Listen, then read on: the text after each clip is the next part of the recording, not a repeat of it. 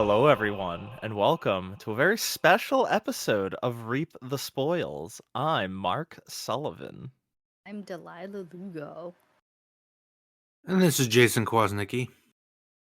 And Jason, what are we spoiling today? Absolutely nothing, which is what you are What? about to become. I Actually, mean, I alternatively, didn't you could know if say I we're. wanted to go Willy Wonka or Spaceballs with that. um, yeah, I mean, you could say we're spoiling the Game Awards, but yeah, does that really count? Does spoiling Jeff Keighley's No.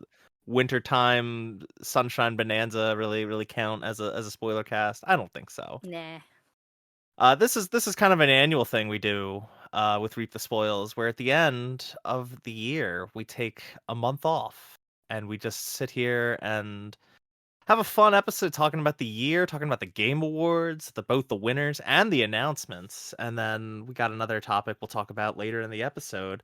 So just kick back and relax, and you know you're not on the hook for playing anything this month, so enjoy that, enjoy the holidays. Yes.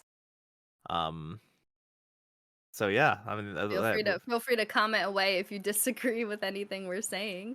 oh yeah, I'm Or sure. agree. Yeah, we might. Who knows? We might get some comments on that. Things that Yeah. we agree or disagree with, or that they disagree or agree with. Whatever. But yeah, I say we start off with the Game Awards, guys, because that just happened last week as of the time of this recording. Oh yeah, Yeah. Um, it so did. yeah, let's talk about the winners. Mhm. Before we get into the juicy announcements. And really, the first thing I want to talk about, it's not even a winner. I would say this is a big loser, and the big loser is Jeff Keighley. For deciding that the winners could come on stage and give their acceptance speech for 30 seconds before being told to please wrap it up. How did you guys feel about that? Because I thought it was really fucking shitty of him So and the Game Awards staff.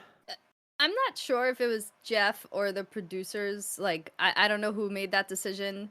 I'm sure he can't have his hands in everything, but whatever it was, it felt bad. It was kind of funny at first, and then I was like, wait, actually I feel bad. I I um Yeah. I feel like it. So I Oh, go ahead. Go ahead. Sorry. I was just gonna say when I was watching it, I really had no idea. I guess somebody put a tweet. I'm not on Twitter, but somebody put like a tweet with the actual video of what was going on in the arena with the countdown timer that all the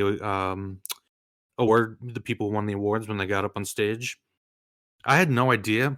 I was just watching somebody stream of it, and I was wondering the entire time, like, I thought this was a Game Awards show, and like some Yeah. big awards just kind of got skirt. Like when Final Fantasy won, obviously as it should have, best music.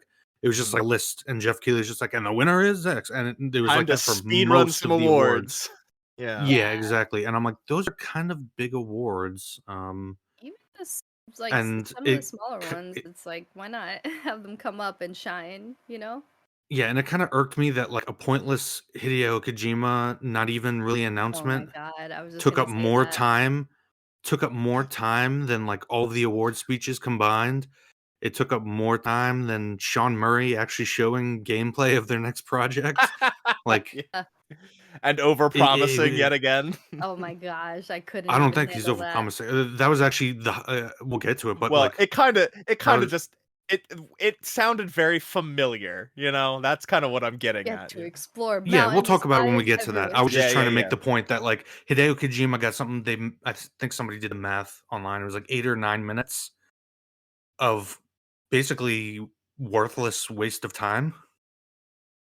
I it Really, I at least want to go. I want to pivot off of like Kojima and Sean Murray because like at the very least those were game announcements. Like you could see them being much more relevant to this award show. What I don't find as relevant is bringing Anthony Mackie out and letting Yes, him yes, riff with the yes. audience for 5 minutes or so, just doing his whole comedy routine of just telling the audience, shut up, shut up, shut up. Letting him do that as long as he wants. Yet the Baldur's Gate 3 team comes up on stage. I'm gonna butcher this name, but Sven Vinke comes up on stage to accept the game of the year award, giving his speech, and as he's talking about people that passed away during development, couldn't be there. I don't know if you guys saw this video Yeah. of the Yes, I did. person, Yeah. yeah, pivoting and showing that they were telling him to please wrap it up. The Game of the Year winner, Yeah, after it's 30 terrible. seconds, as he's talking about people who died. Are you Yeah, it's sad. kidding me? Yeah. Oh my god. I think Yeah. so. I think the problem is that it's not just an award show. It's also like an E3, which is dead now. Hey, Yeah. I don't think you can really do both in a way that doesn't wear people out. Like finding the balance of fitting awards and announcements in 3 hours, it has to be difficult. However, I agree, Hideo Kojima speaking for that long and not having a time limit, or of Anthony Mackie. I feel like we're focusing too much on actors when this is a video game show, and it's almost as if we need to Yeah. justify ourselves as gamers by having big names to like Like accelerate the show, and it doesn't feel good. Like these people have not been in the game space. This is what's his name's first game, which is cool. It's kind of Interstellar like, but I can't remember actors' Oh, names. I'm oh, sorry. Matthew Matthew McConaughey. McConaughey. Matthew And McConaughey. at least Matthew God. McConaughey kept it short and actually like True. spoke to what the I project mean, was about. Like, again, he was like much more there to introduce a game yeah, where like yeah. Anthony Mackie, you know, he's connected to the Twisted Metal series, and I guess if one good thing to come out of that was he announced that there's a season 2 coming, which But we okay. knew if you watched the last episode, you knew. Well, it could have never gotten renewed, I you didn't know. Yeah, even that's know true. that I didn't even know that I had heard it was a show, but like I didn't even know it was out. So Yeah, it was nominated for best adaptation. was it? I don't know. I don't think it should have been nominated over another thing, but yeah, we'll get to that when we talk about. Again, that gets into Delilah hit the nail on the head with trying to please everybody and pleasing no one at the Oh, same time. yeah, and Like that's he's trying to do so much, and he has things like the Gon. Or was it Gonzo? No, it wasn't Gonzo. Was it? Who was it? I think it was Gonzo, the Was it Muppet. Gonzo? Yeah, yeah, Oh yeah, we yeah. don't Like, need that shit. Get him well, out like, of here. see, let's see. As somebody who grew up with the Muppets, like I do like appreciate that, but at the same time, I get why like that's something you can shut down. Yeah, Like between exactly. stuff like that, the Gonzo bit, the actors. Why is Timothy Chalamet there? He has nothing to do with anything. To their Um, credit, at least for Timothy Chalamet, I did appreciate that he was introduced under his YouTube name back in the day, which was like yes, yes, modded Xbox controller, whatever it was. I thought that yeah, was really funny. but to Delilah's point that she brought up, trying to please so many of that as opposed to E3, which is like this big thing that industry wide lasts forever. You have a small amount of time to fit all this shit in, and like I guess my takeaway from watching all of it, just because there were only really two things that caught my attention the entire 2.5 hours, is like I know Jeff Keighley has to take what he can where he can to some presumably a lot of these people are paying money to help fund the show, Yeah. but they need like some quality assurance in terms of the trailers they're Yeah, putting up. They need that's to Well, find a balance because and we'll talk about it more, but so many of those trailers were not gameplay, just bland CGI blended yeah, but together, that's like inseparable art styles. true. that's somewhat of an industry problem, right? Like Yes. if something gets big, for the next 5 years, that's all you're gonna see. And that's why this year was so packed with like sci-fi shooters. There were just so many sci-fi shooters. Um, Yeah, there that's was just the one where a CGI trailer played for one game, and then it went into a somewhat gameplay for the next. I thought it was the same game, but they were two different yeah, games. no, I couldn't tell. yeah. And like I don't know if Cyberpunk is to blame for this. The reason we have so many sci-fi cyberpunk esque action games coming out. But it could be. Yeah. Um, but we'll talk about game announcements. I still want to stay on the winners of the nominees on the winners Yeah. before we get I to the big just announcements. wanted to say one more thing about like kind of like my pitch to improve the show would Uh-huh. be to have the awards and focus on that. Let that be the focus. Let the developers talk, but give them a limit so that we don't have a situation like Kratos taking up so much And time, you I know? do want And to bring something up about that. I like that they made a nod to it and like joked about it. That was pretty funny, but at the same time, like I do think there needs to be a time limit, but not so short. I also would Yeah. recommend that some of those like less important game announcements could maybe be like a winter game show, and then put like the most banger announcement to kind of keep people going to the game awards for the things that we're excited about, but not have it just be trailer all the time, more so than there Right. are You awards. cut out a lot of those. You just quality assurance. You cut out a lot of those lower tier trailers that people will probably forget about, and the releases, like, I don't mean to be mean, but will probably be duds. And you make it more balanced. You give more time for the actual awards, so it feels more like an actual award show than like 2.5 hours of nonstop trailers with a few brief breaks for Jeff to read off, Yeah. a few things, and then we only. How many people even got up and had the chance to give a speech of all the awards that were given out? Everyone was limited to I think 30 seconds, every single No, no, no. person. I But mean of the maybe awards that were handed out, because not all of them maybe Oh. got to give 10. speeches. Oh yeah, yeah, Yeah, that's right.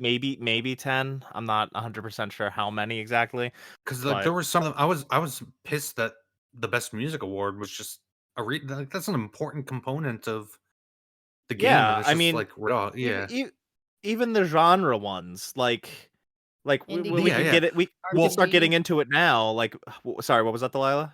Oh no, I was just saying yeah, indie games, RPG.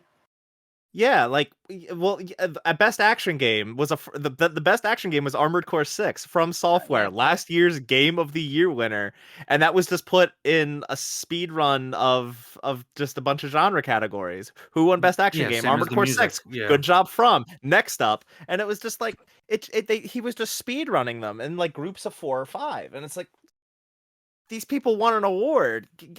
Why can't you give them the opportunity to come up and talk? Give them the spotlight. especially for an Uh, indie dev like Sea of Stars that ended up winning. yeah, which I was Yeah, surprised about as someone that played that game to completion. I haven't played it, but regardless, the point stands. It's like that's probably the most spotlight they're gonna get Yeah, right. ever. Like that's a small studio. That's their second game they've ever, as far as I know, they've ever made. The first being The Messenger. It would have been, yeah, it would have been a good idea to have them come up and give a speech, but they didn't. I guess we can also just give a nod to the content creator of the year not going to something kind of prolific and important like people make games, but going to a VTuber that was That's given such a an weird award, opportunity to though. give a speech or something.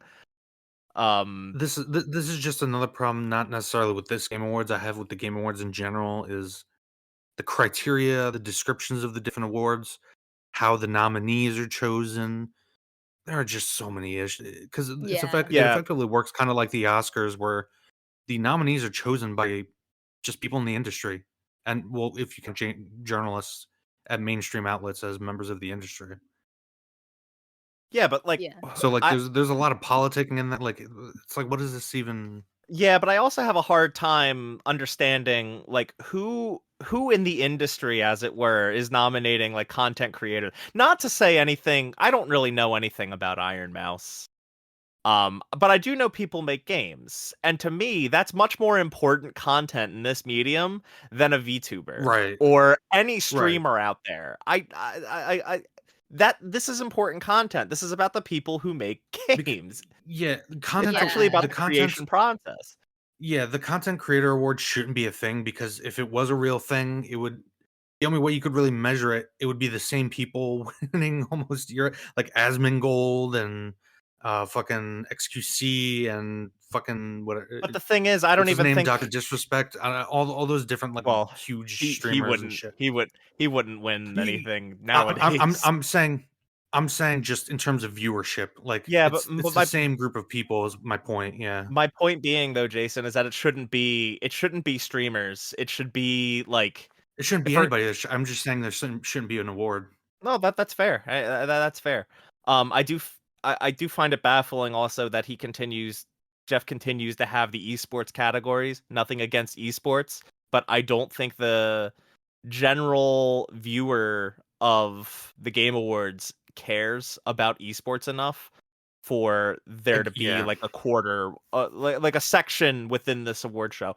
I also think Again, to it that goes back to what point, Delilah said. Yeah, about pleasing everybody. But go on, Delilah. the even the people who are in the voting committee, I feel like most of them opt out of that vote Yeah, for the esports just because they're not familiar with the teams. And the thing about the content creator, I would prefer, because back in the day, the Game Awards content creator of the year, I think it was called something else, like gaming journalist or something, used to actually go to like industry analysts. So I wish they would, if they're going to keep content creator, also add an industry analyst award for people who are actually analyzing, you know, development and things like that, rather yeah. than just people who are just on camera like life is good, you know.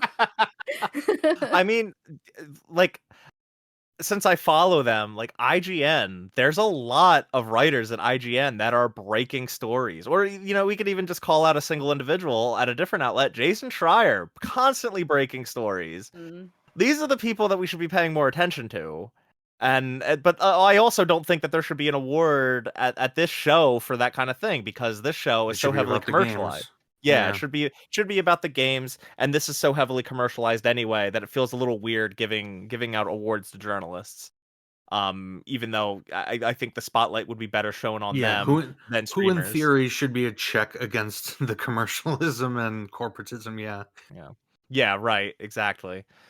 So okay, let's get into some awards. Can I say So something funny go ahead. real quick What's about up? content creator of the year? My partner didn't know what VTubing was, and he was like, "Wait a minute, anime characters can win awards." That's Anyway. awesome. Um, okay. So, some awards that we can ironically speed run through. Most anticipated game went to Final Fantasy VII Rebirth. Yeah, there was no doubt in my mind. I mean, I thought Hades 2 was the biggest contender against Final Fantasy VII Rebirth. See, Yeah. see, here's and right here is like a problem with like when I look at the criteria for these. Like, is this isolated for 2024? Because So the criteria for this was it has to be a game with at least that's officially been announced and with an actual like release year. So it could have been 2024, 2025, because 2026. yeah, As long and as it was officially announced and was given a release window in the future, then it was eligible. yeah, because if yeah, all right. So I understand. So it had to be before they nominated them because I was gonna say at the time the shows occurred, GTA 6. Right. That's not even a question. Like And you know, I thought the same thing when they announced the nominees. I was like, why is Grand Theft Auto 6 not on here? Is it because it technically hasn't gotten a trailer yet? Because it's definitely been announced. Rockstar has already said that they're working on the That's a next great Grand point. Theft There was leaked Auto. footage too. Yeah. yeah, Um and it's just like Final Fantasy VII Rebirth. I guess of what was of the nominees makes sense, but I mean, I like it wonder. Final Fan Rebirth is nowhere near as hyped as Remake was, precisely because of what Remake ended up being. no, I don't agree with that at all, but go ahead, Delilah. I wonder if it's based on confirmed for X year, like 2024, confirmed for, you know, whereas GTA Yeah. didn't really have a confirmation. No, So, that's exactly it. That's what uh, I was saying. Jeff, like either Jeff or the FAQs or something on the website, like clarified that like to be eligible for that award, you had to have officially announced your game and have an actual release window of some sort, date, week, month, year, whatever. It had to have some semblance of a date attached to it and actually have been announced. Which I guess the release window or whatever at the time when the nominees went live wasn't a thing for Grand Theft Auto yet. It was yeah. just we had just basically gotten tweets or press releases that Rockstar was working on the next GTA. And if they had announced that trailer or released that trailer like 2 weeks earlier, that 100% would have been a show-in. But the next best thing was definitely Rebirth. Keeping with Final Fantasy 16, Jason already brought up best score in music, definitely deserved. Um, Yeah. What were the other nominees? The other nominees were Alan Wake 2, Baldur's Gate 3, Hi-Fi Rush, and Legend of Zelda: Tears of the Kingdom. The only other really I would think that this would only be between Final Fantasy 16, Hi-Fi Rush, and Tears of the Kingdom. I have heard Yeah. really good things about Tears of the Kingdom score. Oh my god, it's so Um, good. I haven't played Hi-Fi Rush. I'm familiar though. I know that music does play a big role in that game. The Yeah. problem here is that both Baldur's Gate 3 has an amazing soundtrack. It's just It mostly does. ambiance, and the same with Tears of the Kingdom. It's mostly ambiance. Whereas Final Fantasy 16 has a score, as in I played it when it came out for a few weeks until I beat it, and I'm waiting till both DLCs are out. But the point is that I can still remember moments and the exact music cues in specific moments. You know? Yeah. Yeah, no, I definitely feel like the way, especially in the boss music, the way the music like Yeah. swells at certain points of the boss fight is just Right. epic. And even though you heard that same song for every boss fight, it just never took away from the intensity. And I was just always like, "Brr, dun, And dun, it Especially that dun." last fight. Not to spoil, yeah. go see our And Yeah. episode, it but it just like it there are just specific music cues that go along with what's going on at that moment in the game. Yeah. yeah. Hmm. Really, I mean, Jason, you and I can attest. Masayoshi Soken, he's just a modern marvel. He's an incredible composer, and Right. I couldn't imagine this is so deserved going to this game. I bring up Hi-Fi Rush just because yeah, that game heavily revolves around music. I mean, it's an action game set to the beat. So the score throughout that game, it's really catchy, it's really energetic, and it's a lot of fun. And its use of licensed music was really good, but I guess that doesn't really count as like best score. Well, I guess it could still fall under the purview of best score in music, but regardless, Final Fantasy 16 See, totally that's deserved. another interesting Yeah. thing where like um the criteria for the awards, because like what if a game came out that somehow could afford to license out music to make a score that worked with in the same way that like a Tarantino movie might, you know what I'm saying? Yeah, yeah, Like would that be something you would think would be eligible versus an I originally composed one? It's just an interesting food for thought oh, for regarding the way sure. I mean, these things are picked and if skimmed through. s- Yeah. if something that was just fully loaded with licensed music and that was essentially its soundtrack was nominated for, unless it's like an original yeah. soundtrack of licensed music, like all the music is like technically licensed, but it was all composed for the game. But like from an outside record label, like I could see that being a somewhat different conversation. In the case of Yeah. Hi-Fi Rush, it's like 7 songs were licensed, and then it was like 40 or 50 actual original songs Right. that were all bops. Yeah. And just to speak to Zelda, because I think I was the only one that played it here. Yeah. There's just moments when like each region has its own sound, its own music, and because there's three different dimensions, like there's the sky, Hyrule, and then the depths, you can literally hear the music change from when you're in the air and then you dive into the depths. Like you can dive into the depths from like the sky, and then the music changes and gets dark and swells, and you hear like this trumpet in the background, and it's just so good. Like I voted for Zelda, even though for me, Final Fantasy and Zelda were neck and neck. Hmm. Like I Mhm. would have been fine either way, which whoever won, but Zelda, I mean Zelda and Final Fantasy as franchises have been the most long-standing franchises with excellent music scores forever since I've been a baby, so it's no surprise that, those two had really great sound. I guess we can pivot into Zelda, and because I want to bring up something. Zelda was nominated for like hold on one second. Zelda was nominated for 6 different awards. Uh, it won one, and that was Best Action Adventure Game.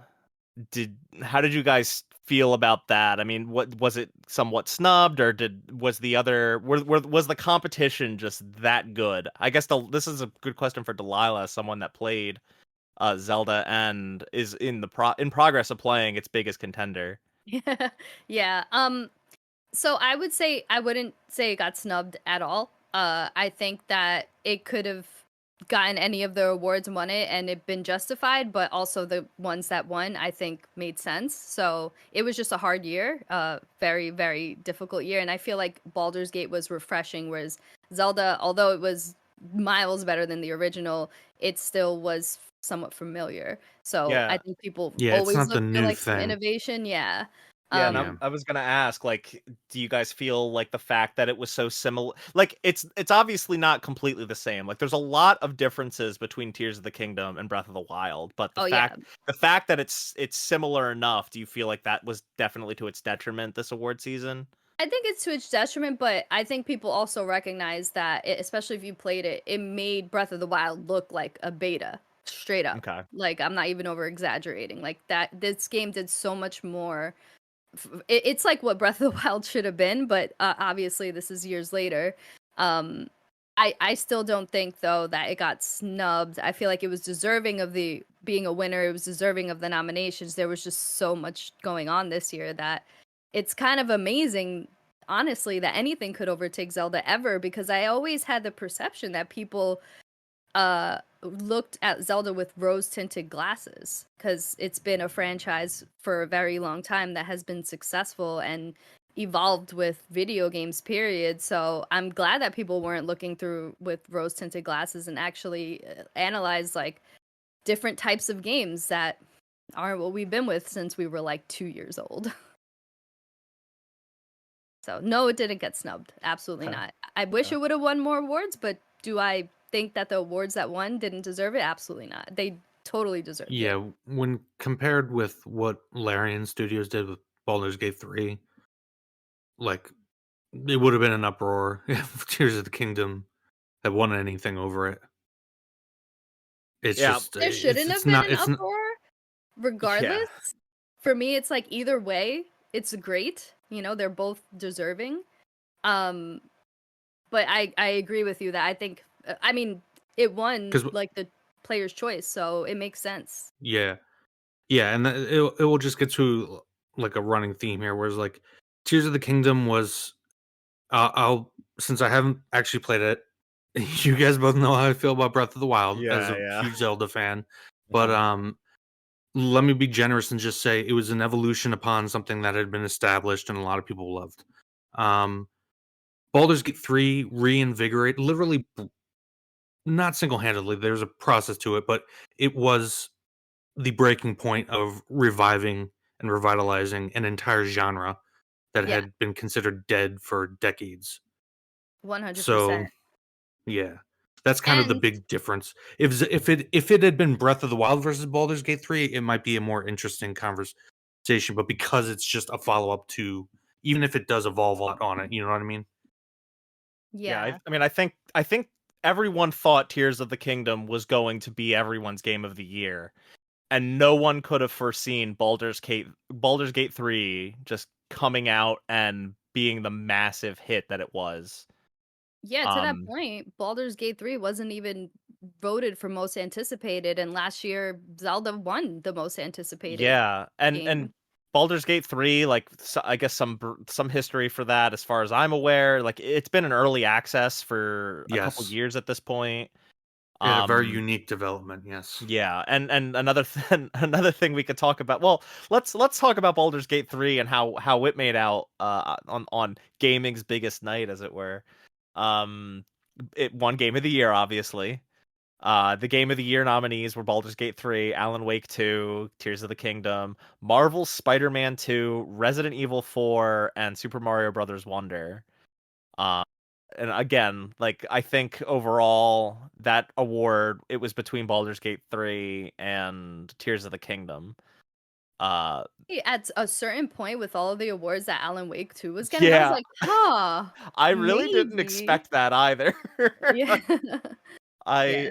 I mean, I think Jason, or maybe Jason brought this up in our Alan Wake episode, just like how critically, successful it's kind of been, obviously versus the commercial, commercial success is a whole Yeah. different story, but critically it's been doing very well for itself. So yeah, with Alan Wake 2 raking in, I mean, we could just get into it, got best game direction, Best art direction somehow that one I thought was a little baffling. Yeah, because it's really just lighting, and that's pretty much it. Yeah, but Well, I I mean, think the imposing the live action with the gameplay was really yeah, but artistic. to me that's not really art Yeah, that's direction. not. Yeah, I no. don't really view that as art direction. I think that should have made best performance, especially for either the voice actor or the live action actor for Alan. Either one of them should have been nominated for best performance. Mm. Not to say anything bad about Melanie Libbard, but for her to get the nomination for best performance from that game over Matthew Peretta or the actor that actually physically portrays Alan, whose name escapes me. Apologies for that. Yeah, he's Um, like the Swedish guy, right? He doesn't speak English. Finnish. They're all Finnish, Finnish, Mason. sorry. I think um, Sweden. No, oh, Sweden is that where Laren's uh, from? Somebody's from Sweden. I don't Cyber know. or CD Project Red. No, No, they're from Poland. yeah, Poland. I keep mixing this up. I Jesus, apologize. Yeah, you dirty um, Americans. dirty Americans. I'm Polak. I'm Polak and well, Ukrainian, so You that's why I know. so am I, but whoops. My mind keeps slipping with all these. what? Like you guys were born there? No, I just have some Polish No, no, in no. my Oh, you're a heritage. dirty American. Fair enough, you got me. Anyway, for Melanie Libbard to get that nomination over either of them, I thought was a little odd and frankly incorrect. Not again, not to say anything bad about Melanie Libbard or her portrayal as Saga, but I think that the nomination should have gone to one of the names that portrayed Alan. Mm. But anyway, back to Baldur's Gate 3. Baldur's Gate 3 oh, well actually back to Alan Wake 2. Alan Wake 2 also won best narrative, which I know Jason probably has lots of opinions about. Um Yeah, that's straight up a journalist. Nobody's fucking voting for that game for I narrative. I honestly voted for Final Fantasy 16. Yeah, but so did I. Yeah. But a lot of people, a lot of press people So yeah, had issues with Final Fantasy 16. I feel like there was a big, um, there was a big vendetta against that game in the press, and that's kind of all I want to get into with that. I had And no idea. some of the criticisms, some of them are warranted. But overall, it was a lot of just hyperbole surrounding that game, negative hyperbole surrounding that game. And I think that the narrative was much better than a lot of press would have you believe. Yeah, I mean, Um, I can see the criticism for it not being a good RPG or it having like boring side quests. I could see it's not an criticisms, but RPG. I think yeah, it's exactly. not Um, really an RPG. but narrative, I don't know. I thought it was a great narrative. Yeah, I mean, Baldur's Gate 3 is hard, and this will I'll bring up again when we get to game direction. But because of the nature of Baldur's Gate 3, and like it's hard to give it best. Again, it goes back to criteria, like because the narrative is so interweaved with your choices and the gameplay. If you understand what I'm saying, versus something like 16 where it is a straightforward narrative, or something like Alan Wake 2 where it's overly convoluted and nonsensical, but there is a Yeah, narrative there. yeah. And it kind of gets into in an age where we have a lot of games coming out that are so cinematic. Does that warrant separating some awards for gameplay versus narrative or not narrative, cinematic direction? And that would parlay into Alan Wake 2 winning game direction because there's barely any game in Alan Wake 2. Like, I could see maybe I mean, direction for the weird cinematic nature of it, but like gameplay? What? I'd say go listen to our Alan Wake 2 episode out now, to hear our contentiousness about that game in particular. But I thought best game direction, yeah, it probably should have gone to Baldur's Baldur's 3. Gate 3 instead, or Baldur's Gate 3 or Zelda. Frankly, I did find it very surprising that Alan Wake 2 won best game direction and best art direction. Best narrative, sure. I mean, I could understand that one a little more, and I'm not poo-pooing any. Alan Wake 2 is up for my game of the year, frankly, and I'm not gonna sit here and poo-poo anything about that game because obviously I really loved it. But best art direction, I definitely personally would have given it to Hi-Fi Rush, which one of the few things Hi-Fi Rush was nominated for. But again, there was no way it was gonna happen. That game up Any against number some of heavy things. hitters. What's that? I said could have gone to any number of things, nominated or otherwise. Can we, and because we won't really talk about it, 'cause I don't remember it winning anything, but Resident Evil 4 remake. I actually Well, had kind of a problem with that being a nominee. I Of was so that was going to be my next yeah, question. How did you guys feel about that at being nominated for Game of the Year?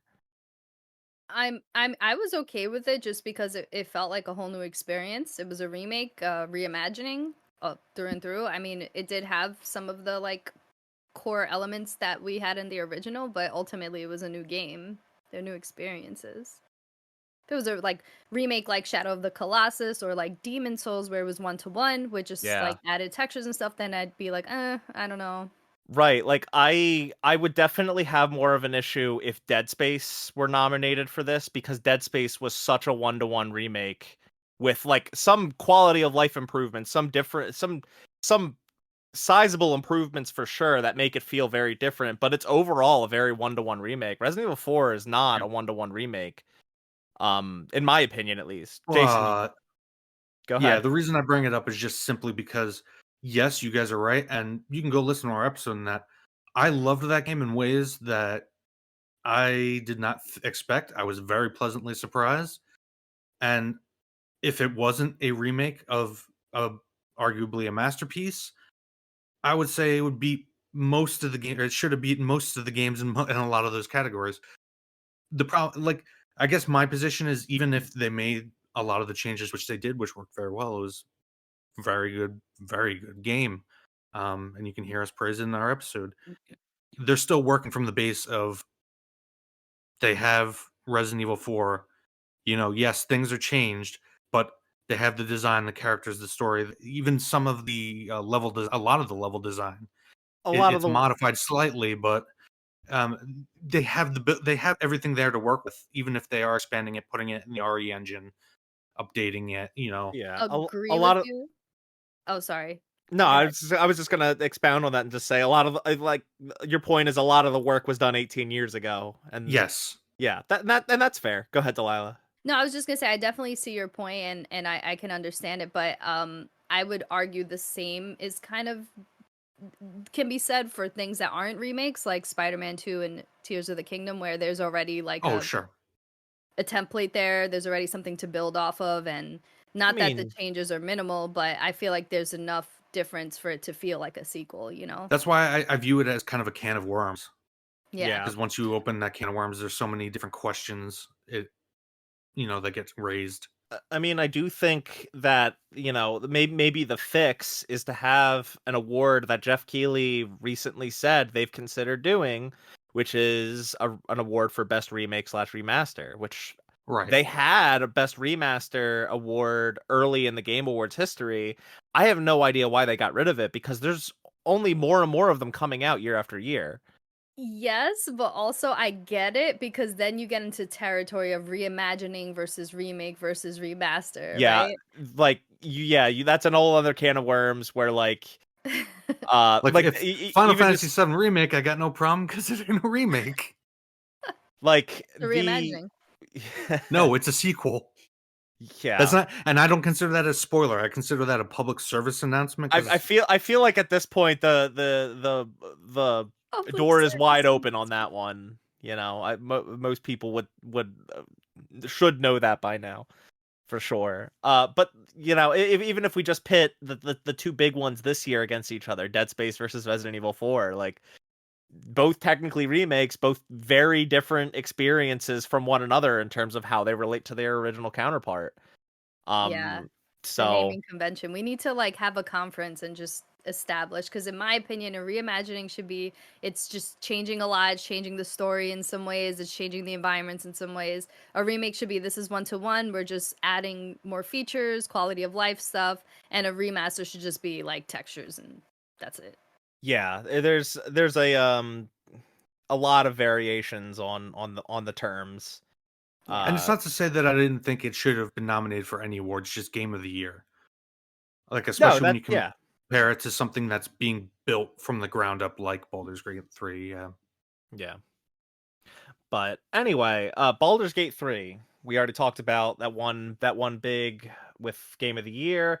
It also won Best Multiplayer Game, Best Role-Playing Game, which that was not a surprise No. whatsoever. Best Community Support. Neil Newbon won Best Performance for his role as Astarion in Baldur's Gate I got 3. problems with that. You don't like Asterion? No, no. So Asterion is uh it was a great performance. My problem is just that Ben Starr Clive was a didn't far win. Yeah. superior. Yeah, it was a I can just agree. just on an objective level, Ben Starr had to perform at such a wider range True. than he did for Astarion. Astarion, if you don't know, he's kind of like the to himself asshole, and it's kind of one note He's like that for a hangry. lot of the game. But that's why he's so endearing, and people love the performance, and he does it well. He does a really good job. It's a really good character. It's just Ben Starr had to hit so many different extremes and so many ends of the spectrum, and I thought he did it wonderfully. Also, that voice actor looks like he plays that character. He looks so much like he has like that like vibe going. You talking But I about agree. Neil Newbon Neil does? Nubon, yeah. Okay. He looks like he reminds me of Asterion, like His his fashion that night was pretty on point. yeah, I dug his outfit. totally. But I agree. Just to like supplement what you said, Jason, Ben Starr, he had to do a young version of Clive. He had to do a stoic Clive. He had to do emotional Clive, and just the range, Moody moody. Yeah, and then the exactly. crop. Oh, I don't want to. We can because potential spoiler. Yeah, Yeah, yeah, we yeah. don't want to get into Let's not because the best spoil parts of things in this yeah, the episode. best parts of the performance like are spoilers. Yeah, so Yeah. Yeah. I can't really speak to Asterion much. I did vote for Ben Starr. I did think of the games that I played, of the performances that I could speak to, Ben Starr was by far the best, and I had a feeling Neil Newbon was going to win that award just because of the Baldur's Gate 3 hype, but Simps. yeah, but I do think but I do think that Ben Starr was fantastic as Clive, and I think um he should have. I feel like not that he was snubbed, but I would have liked to see him Yeah. win that performance or oh, I win that think he was award. snubbed. Huh?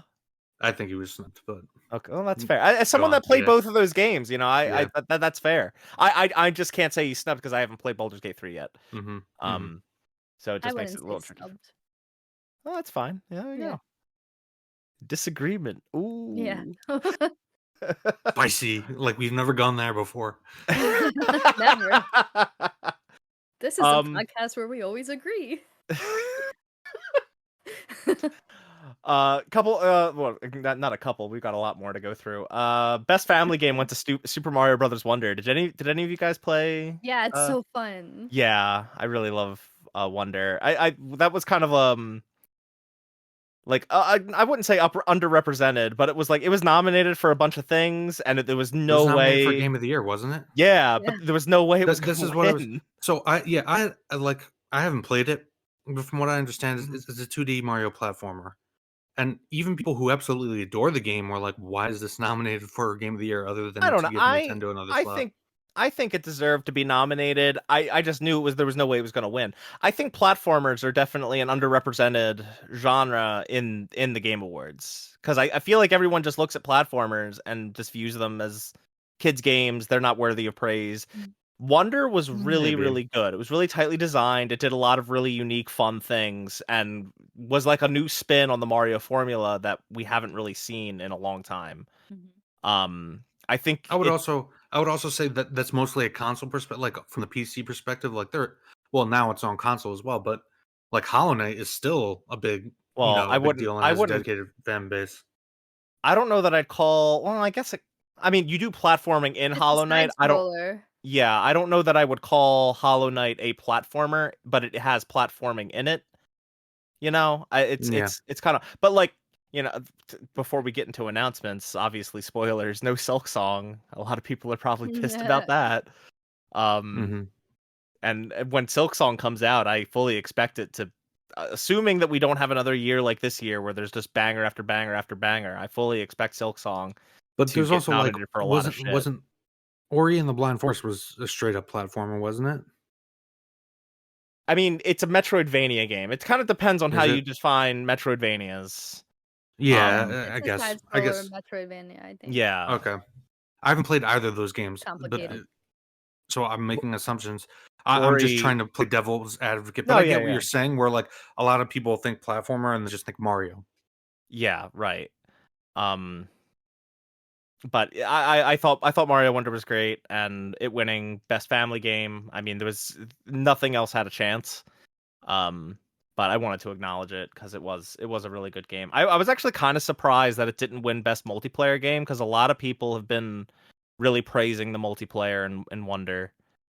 Um, so I was a little surprised that Baldur's Gate 3 won over that. So, just to fact check us, Hollow Knight is a Metroidvania through and through. Ori is a platform adventure Metroidvania. Yeah, I mean, well, But that's the thing. Is like they're there both was also other things, like, Metroidvanias. Yeah. wasn't Shovel Knight like a straight up platform? I don't know. The only point I was saying is, or I was trying to make, was that I think there is like a, a fan base. It might not be huge, but Yeah, I mean, especially on the indie scene. to be fair, Metroidvania is kind of one of those made up genres because Yes. it's just all it's saying is There's backtrack. two huh? That there's backtracking. Yeah, well, I mean, yeah, they have a very specific like flow to them, and it's like it's basically just saying this game behaves kind of like Metroid and Castlevania, but like at the end of the day, you wouldn't call Metroid a Metroidvania, nor would you call a Castlevania game a Metroidvania because they're the progenitors of that made up genre. Right. So it's like, what do you consider Metroid and Castlevania? You could consider them just action adventure games. Right. But they're games that are ultimately they're primarily 2D games where you do lots of platforming. And even then that gets muddled a little bit when you have things like Metroid Prime or the 3D Castlevanias where they behave pretty differently. Metroid Prime is much less a platformer and kind of veers into first person shooter territory. Yep. So Right. I mean, let's face it, genres are all made up bullshit that we just use to kind of constrain and define games in ways that they don't necessarily need to Yeah, be and defined. there's so many more genre bending games than there ever were, so it's just like not even worth I mean, putting them in the bucket. one of our favorites from this year, Final Fantasy 16, like it's an RPG, but is it it's really an Yeah, action game.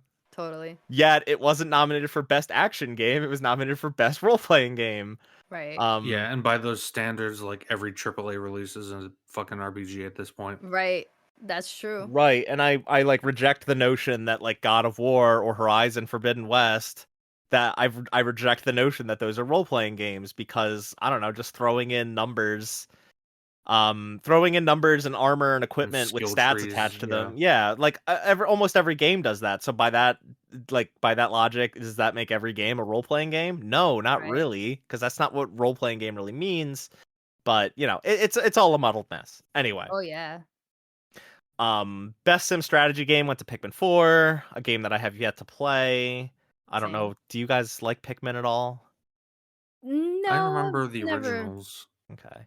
Shout never been out a vaguely. thing for me. I'll give some shout outs to my former roommates, Alex and Michael, who are big Pikmin fans that are definitely listening to this episode. Oh, hello. Yeah, I used to play strategies and Sims and stuff a lot back in the day when I was on PC. Uh, I actually had a gaming PC. These were like Orange Box days back in like the Twilight years. At this point, like my understanding is that the RTS genre has kind of imploded, died out. It's very sparse. Well, Um, it's trying to make a so I don't comeback. really know much. Yeah, I know it's you got stuff um like I was looking at the list of nominees and none of it. I don't think I'd really heard of most of them. I'm also curious Yeah, as to why like sim and strategy games are in the same category. because if they were to split them up, there wouldn't be enough games to Yeah, fill out either exactly. category. Probably. Right. So, But yeah, Pikmin 4, best sim strategy game. Best adaptation. Here we go. Uh, Obviously, best adaptation went to HBO's The Last of Us. I feel like everybody saw that coming. Even pitted against the Super Mario Brothers movie, which I don't know if either of you saw. That was meh. Mm. It was a lot I of didn't. it was Yeah, a I lot didn't of see it, but fun.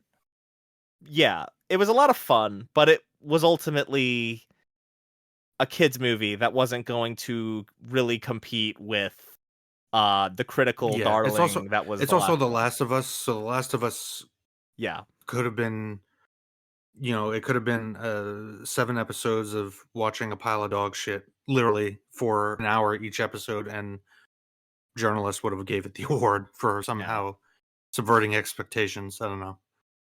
Jason's about to be like, instead it was 9 episodes of watching a pile of dog shit. No, I'm Yeah, just kidding. exactly.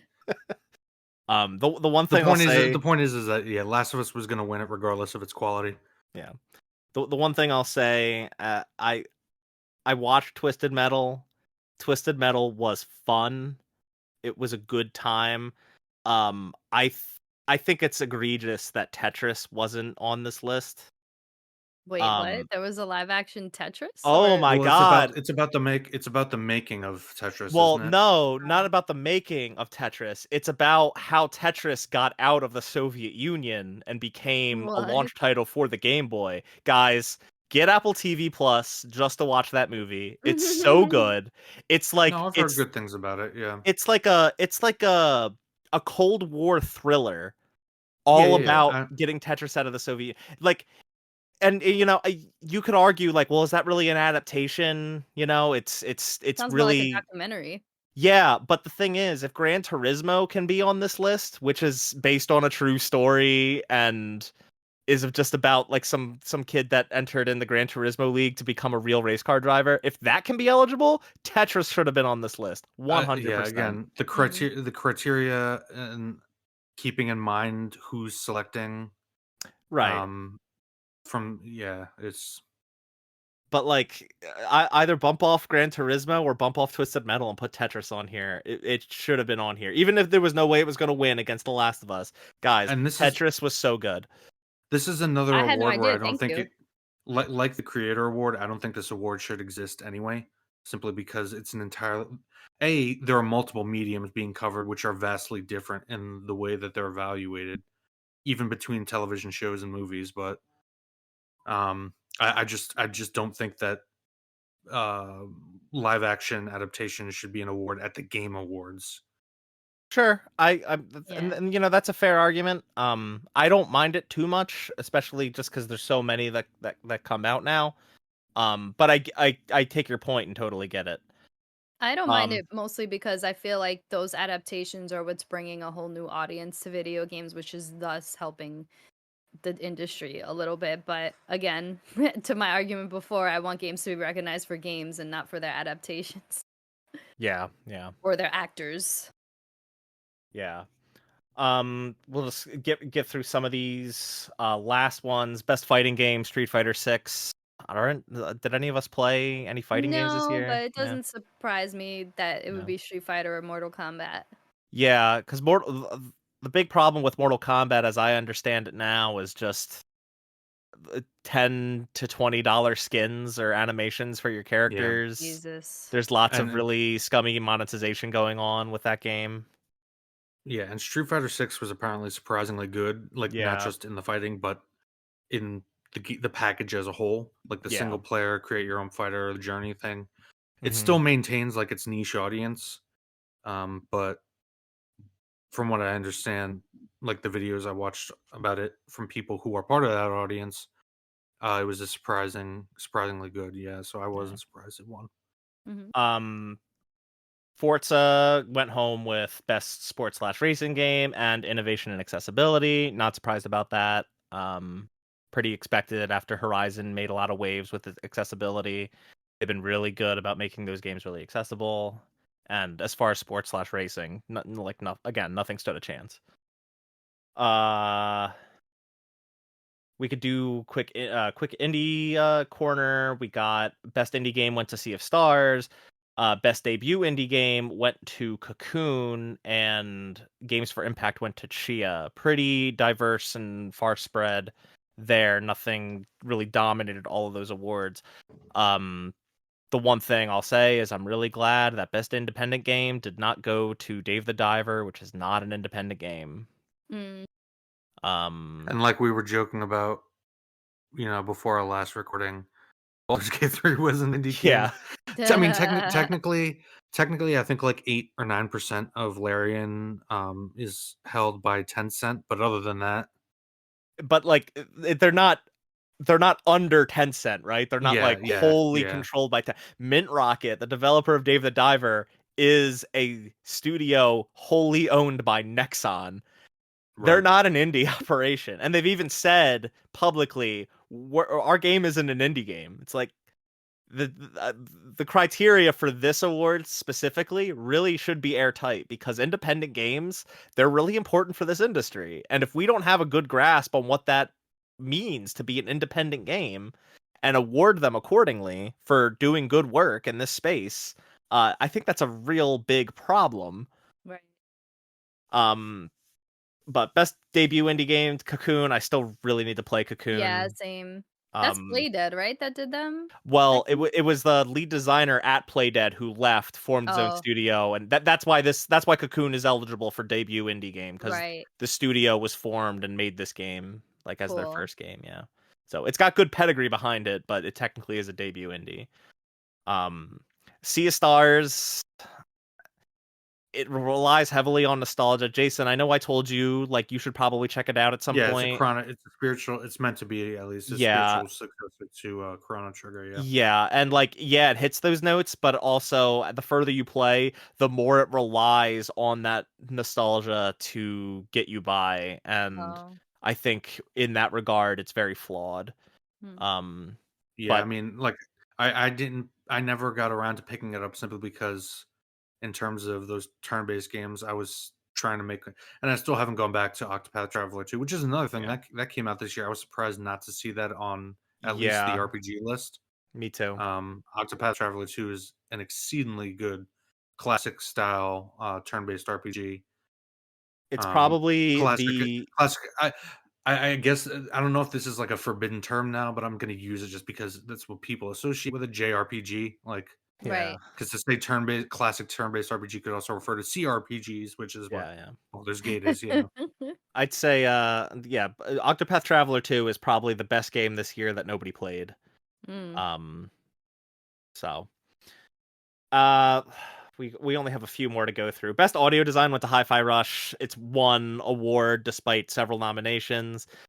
Definitely deserved it. I kind of thought Alan Wake 2 would get this just because of the Wake. Wake, which Yeah. I think is obnoxious. So I'm glad it didn't win. Yeah. Yeah, But Hi-Fi Rush totally deserved. I'm glad it won something, because that game seriously ruled, guys. So, Like, okay, I'm not contending. I played maybe half of the game, okay. maybe about three quarters, and it didn't get its hooks on me. I like that it felt like old school, like Jet Grind Radio kind of vibe a little Jet bit Set. with its like Jet Set, or no, Grind is another one, right?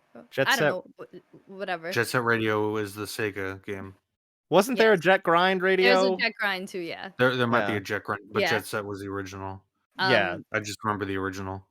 The so I and that it had like very accessible kind of rhythm game elements to it. Like you didn't really have to stay on beat like you had to with like Metal Hellsinger or some other rhythm games. So I like that, but I just couldn't. It didn't keep its hooks in me, and I don't know why. And do you think that it gets better, or I mean, like if I you found it got too easy? Not too easy. That doesn't bother me. It just felt very repetitive for me. I'd say uh, I'd say maybe it's because it's one of those action games that relies on combo memorization. And as now the world's resident biggest Devil May Cry fan that I've become this year after playing through all those games, like Devil May Cry is a lot more about improvisation, right? It's not about combo memorization. There's very limited combos in Devil May Cry, but you can just like take a bunch of shit and string it together and look cool as hell while doing it. And Yeah. like where I feel Devil May Cry succeeds is also where I think Bayonetta and Hi-Fi Rush maybe somewhat fail as action games Hmm. because they rely so heavily on you recognizing and remembering and performing combos with specific button presses at specific times. Whereas Devil May Cry has none of that. And the reason I bring these up is because all these games and the way that they function stem from Devil May Cry, the original Yeah. Devil May Cry. Right, that's why That's God of War, really the original God of Wars they're very similar in that way. exactly. Like Yeah. all those games, all of those 3D action games really stemmed and came from Devil May Cry. Hi-Fi Rush is I think at least is a little better in that it doesn't have a ton of combos for you to memorize. They're all very simple. And it's more about just timing them to the beat, and there's also other things that you can throw in there to mix things up. So there is some of that improvisation thrown in. I think if you got halfway through the game and it's not really clicking with you, I don't think the rest of it will. Okay. That being said, some of the best stuff in that game comes in the latter half. Oh, okay. But I do Interesting. think that the middle does make it droops a little in the middle. I It think that's just where I stopped. It was, like, after one of the yeah. volcano levels or something like that. Yeah, I feel like the whole middle of that game, you're in a lot of internal locations, you're in a lot of underground locations. It doesn't really give the color palette, especially and the art design, to really shine in those locations. But toward in the latter sections of the game, like the latter third, there's a lot of really cool stuff, and it's really given its moment to kind of blossom and become something really spectacular. Okay, that's helpful because, like, I was being a little bit like, the cynical side of me was like, "Oh, I feel like this game was only, like, praised because it came out as a shadow drop during a time where no other games were out, and it was the beginning of the year, and, like, game journalists were excited." But hearing what you're saying now, it makes a bit more sense where I'm feeling less cynical about it. Yeah, I really I thought it I played that game before I even touched Devil May Cry. And that was actually the thing that I will go ahead and blame for getting me to finally pull the trigger, no pun intended, on Mm. playing the Devil May Cry games. That and Final Fantasy 16 was around the corner, and the Ryota Suzuki worked on the combat for both Devil May Cry 5 and Final Fantasy 16. So I kind of wanted to go in with that context. Cool. Um but yeah, Hi-Fi Rush can't recommend enough. That game is awesome. Super good. Um just a few more Resident Evil Village VR mode got best VR game. I mean, okay. That was my only VR game that I played this year. It was really good. I have a newfound appreciation for Village after playing it in VR. Hmm, Which I did not expect to have. Um I don't play VR. yeah. Yeah, It, it's such a it's not an accessible enough thing for like a lot yeah. of people to really have opinions, yeah. Yeah. Best mobile game went to Honkai Star Rail. The only thing I want to say about this one is I found it hilarious that Final Fantasy VII Ever Crisis was nominated for this award. And as someone that plays that game begrudgingly every day, no one that actually plays that game would have nominated it for Game of the Year. And that's all I have to say about Ever Crisis. Um And I think we have one more award, and this is one that I saved for last because I think we're all gonna have things to say about it. Best ongoing game went to Cyberpunk 2077. What did you Alright. guys think of that? Okay, I so I oh sorry, go sorry, ahead, no, Delisle. go ahead, you go. I was just gonna say that I'm currently actually in playing through Cyberpunk 2077 for the first time since it came out. I did not play it before Phantom Liberty came out, and it was a game I was supremely disappointed by. It's a genre I love, and I was really, into what CD Projekt Red was at least claiming they were going to do. And as disappointed as I was, I am fucking engrossed in it right now. I'm 30 hours in. I'm into Phantom Liberty content. I actually dished out the money for Phantom Liberty, which I did not think I was going to do when I started, just out of principle. But that's how good of a job they've done. That being said, Cyberpunk 2077 is not a live service game. Or an I don't think ongoing. If we don't even just call it live service, ongoing. yeah, Does but by that working for years definition to fix your game mean it's ongoing? but Right. by that definition, like, again, it's a can of worms, like, Baldur's Gate 3 could Right, be an right. ongoing game. Like, and also consider that, like, again, the nominees who were selected, Destiny 2 is on this list. Yeah. Um, if you know anything about Destiny, you know it should not be on this list. Um, and again, it comes down to criteria. It's such a weird award. And I feel like Cyberpunk 2077 did deserve some kind of recognition, but this was not the award to do it. I don't Right. think because yeah. Uh, so obviously this award convention, like what the awards mean, and it could get muddly and messy, no doubt. However, I loved Cyberpunk 2077 when it came out. I was obsessed with that game. It was like my top 5 personal games of the year that it came out, which I think was 2020. And I do want to play Phantom Liberty, and I hear that it does everything 10 times better. So imagining that game being 10 times better is very exciting. I just don't have the time right now because I'm playing Baldur's Gate 3 and life. But with that I'm the said, exact opposite. I started a new run of Baldur's Gate and then decided, all right, I got to pick one, Baldur's Gate or Cyberpunk. So I'm playing through Cyberpunk before I go back to my gotcha. run Well, at of least you beat it though, so Baldur's that's Gate. good. Um, No, I did not beat it. I oh, was you actually didn't. disappointed. Oh, I reached the end of Act 1 and I decided I didn't like my build and I wanted to be a paladin. oh, damn. Oh, that's So my I'm build. Cool. yeah, we can talk about that some Yeah, other time, but I but just find it funny that we like mirrored each other. yeah, You're going through Baldur's Gate so you can get to Phantom Liberty, and I'm doing the exact opposite. yes. So, however, Cyberpunk winning this award, it makes the award feel like a, oh, we fucked up, but now we're doing better award rather than best ongoing game. Yes, Yeah, like patching your because game to fix it years later and then releasing a DLC, which is the end of new content for the game, Right. does not really constitute ongoing to me. No. like remind me, didn't No Man's Sky win this? Because Yeah, but at It's least that been game's nominated. ongoing. but yeah, but no, but my point was just going to be No Man's Sky. I could actually consider a live service game because it is Yeah. just continually updated, They and update that game it's with new content. yeah. That's practically a live service game because they That's what I'm update saying. that with Yes, free new content like multiple times a year, and they've done that for like the past 6, 7 years. Cyberpunk is just a game that was patched and got a DLC, like Mark said.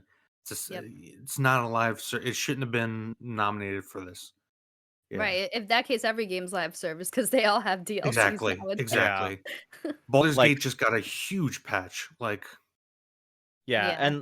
and like to put it up against, what the other nominees were. Best ongoing game nominees were Cyberpunk 2077, Apex Legends, Final Fantasy 14, Fortnite, and Genshin Impact.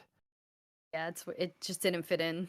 Yeah, every like that Cyberpunk 2077 is the outlier there. And like it almost feels like a pity award because Phantom Liberty came out this year and was excellent and a lot of people loved it, oh, but it is it excellent. Am it I the only wasn't. person here who's played or at least started playing a Phantom Liberty? Yeah, I think Yeah. so. Oh, it is fucking fantastic. It's basically it's the plot of Escape from New York, but in the Cyberpunk 2077 world. It's fucking fantastic. I'm biased because I'm a big John Carpenter fan, but Yeah.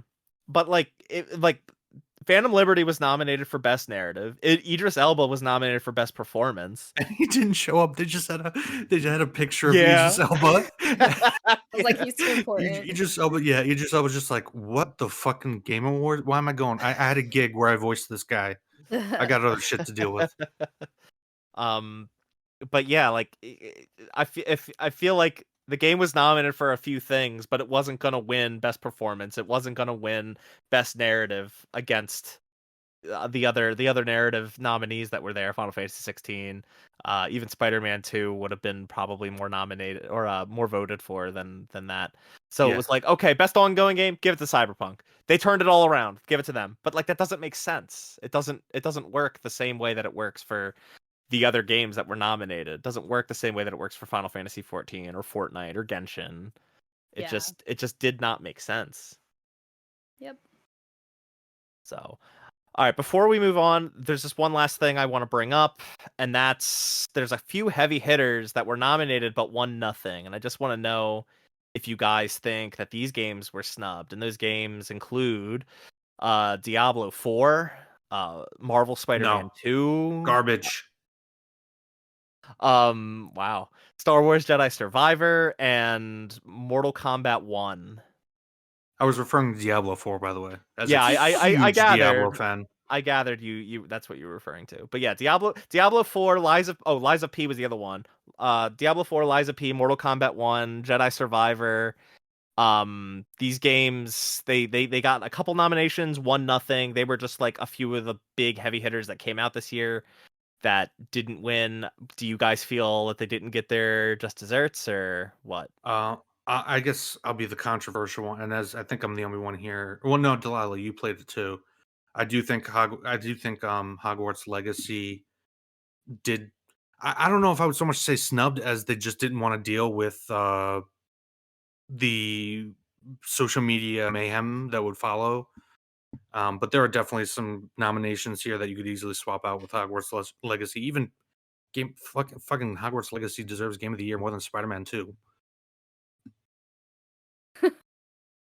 I mean, I would have slotted Final Fantasy 16 over both of them, but the Yeah. point remains the same. There were things that were nominated that Hogwarts Legacy was just better.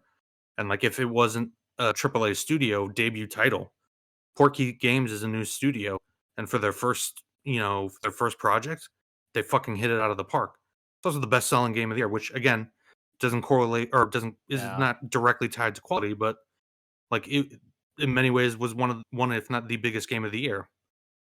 Oh, again, I don't think anything gets snubbed in a year that was this stacked, this Yeah. amazing. However, I do wanna say, Yeah, I like, was just saying they didn't want to touch that hornet's nest. I think that's why. I agree with you. Like, I feel like it's sad that I didn't really vibe with Hogwarts Legacy, despite not giving a shit about the conversation around it. I was gonna enjoy that game anyway because I'm a big Harry Potter fan, regardless, and whatever. I'm not even gonna get into the details of my feelings on that. I However, I do feel like it was like an okay game, so I kind of get why it wasn't, but I do think that part of it had a lot to do with people not even wanting to cover that game. And I think a lot of the people that voted didn't cover that game. So, of course, it doesn't get nominated in places that it probably would have had it been any other IP. Um, in terms of games that I don't feel like got snubbed, but that I wish would have had more love because I loved it was Lies of P. That game is excellent. It's so much fun. Yeah. The end credit scene, not to spoil anything, but oh my god, it was so unexpected. And to see where that studio might go with their future IP is getting me very excited in ways that I didn't even imagine. It's not even that it's a Souls-like, and I'm a sucker for those games, which honestly, I'm not a sucker for those games. I'm a sucker for From Software games. But this Yeah. game was the most faithful to that genre, more so than any other game in that series, and it was just really surprisingly good while being unique. It didn't feel cheap, like a Yeah, cheap it's ripoff. very. I haven't played it, but from what I've seen, the setting is very different from just about anything we're getting in gaming industry. It's like a cyber techno Pinocchio world. Like a BioShock slash Bloodborne vibe, which made it unique. It didn't feel like a Yeah, Bloodborne ripoff or anything. it's just very creative. Like Yeah. in terms of art direction, was it even nominated for that? I don't No, it's just Yeah. RPG it was nominated for. I think it was two things. Hold on. because yeah, Lies of not have P, not even yeah, best art direction. It was nominated for best art direction, yeah, because best role having not playing even played it, game. just seeing pictures, it easily wins that over Alan Wake. You kidding me? Yeah, it was those two. Best role playing game and best art direction. Those were its Okay. only nominations. Yeah. Great game. Um I didn't really jive with the demo, but I hear that they fixed my biggest problem with the demo in the full game, which was that the dodge was useless.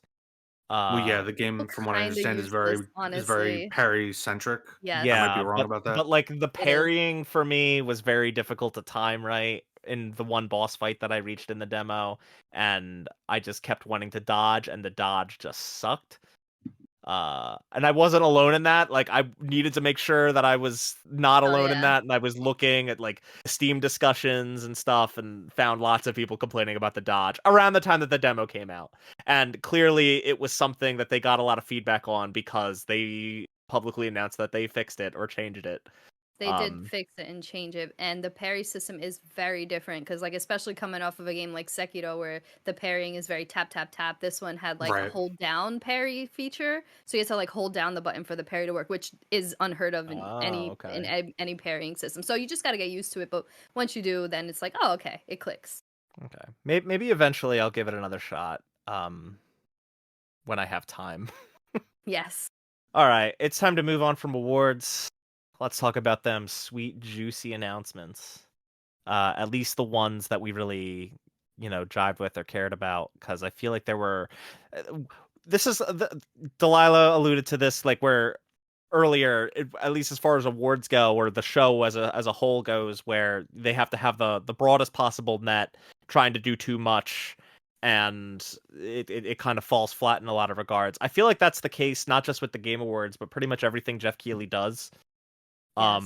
Summer Game Fests, Gamescom, Opening Night Live. He just casts such a wide net that it's hard to hone in on a group of announcements that you're actively excited about. It's usually a lot of very similar things, and if that one similar thing doesn't resonate with you, then you're kind of screwed for the majority of the show. Or it's so many like different things that are all like very cookie cutter, big AAA, big production value things, that if that stuff doesn't work for you, then you're out of luck. Versus like a Nintendo Direct, an Xbox showcase, a PlayStation State of Play, where they kind of curate a little better and kind of grab things that um the audience that are watching it are going to be excited about the majority of those things. Jeff Keighley doesn't really do that, or at least he hasn't figured out how to pull that off. So let's get into some of these announcements. I think the pre-show was excellent. Maybe that's because it was a tighter experience with a lot, less games, but they were ones that worked better for me for whatever reason.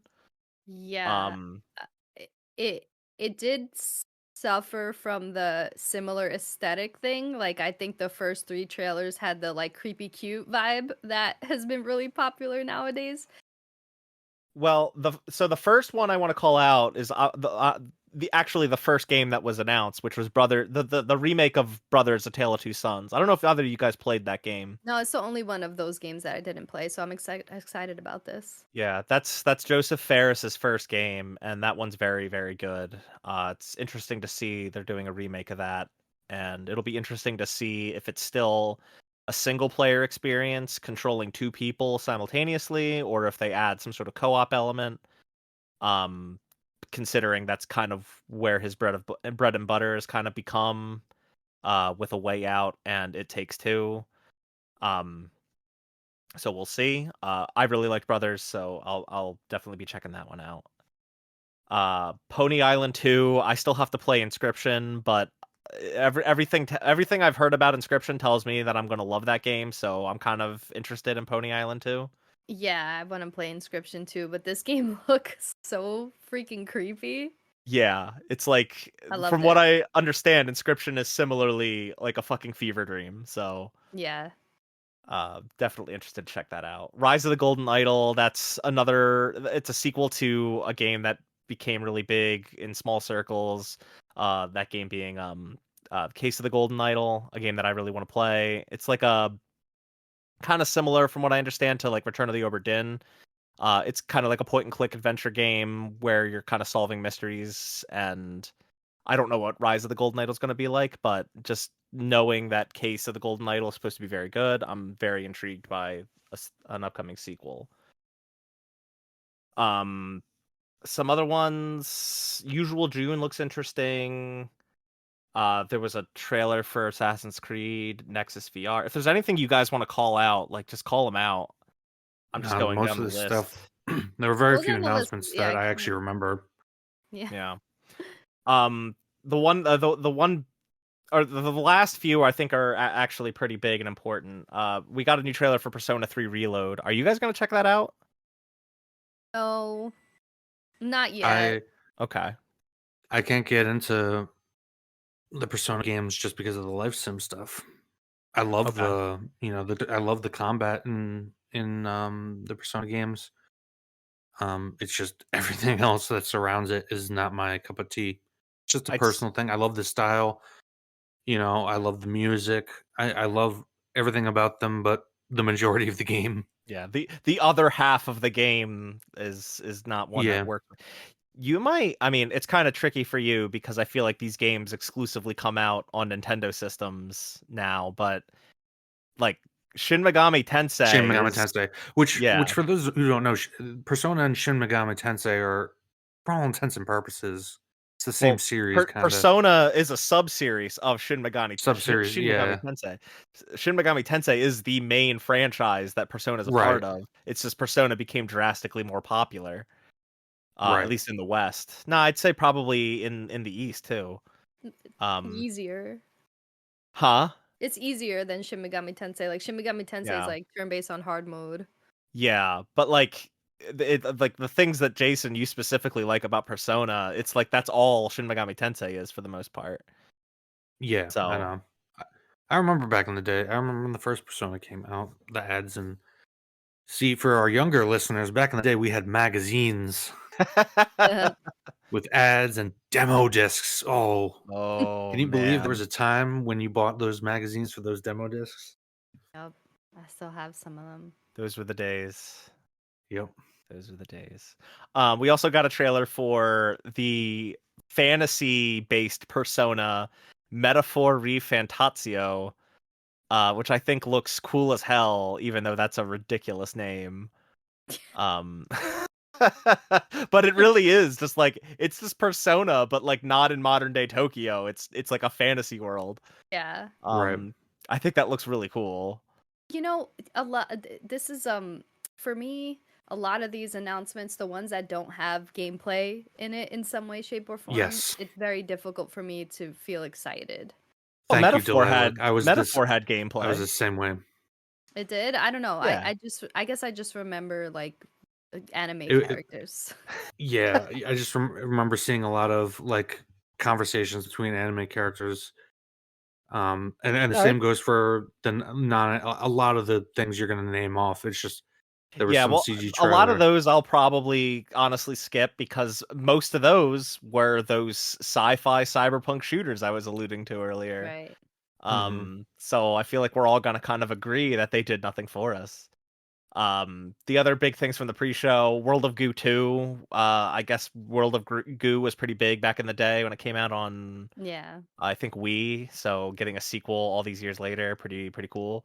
And a Dave the Diver Dredge crossover, Makes uh, sense. which should be out by the time this episode's out. Yeah, that's it's really cool to see those two games kind of synergize because they're two like similarly themed games that came out this year and made a big splash in the I mean I can't even say indie world, but just among non AAA games, I'd say.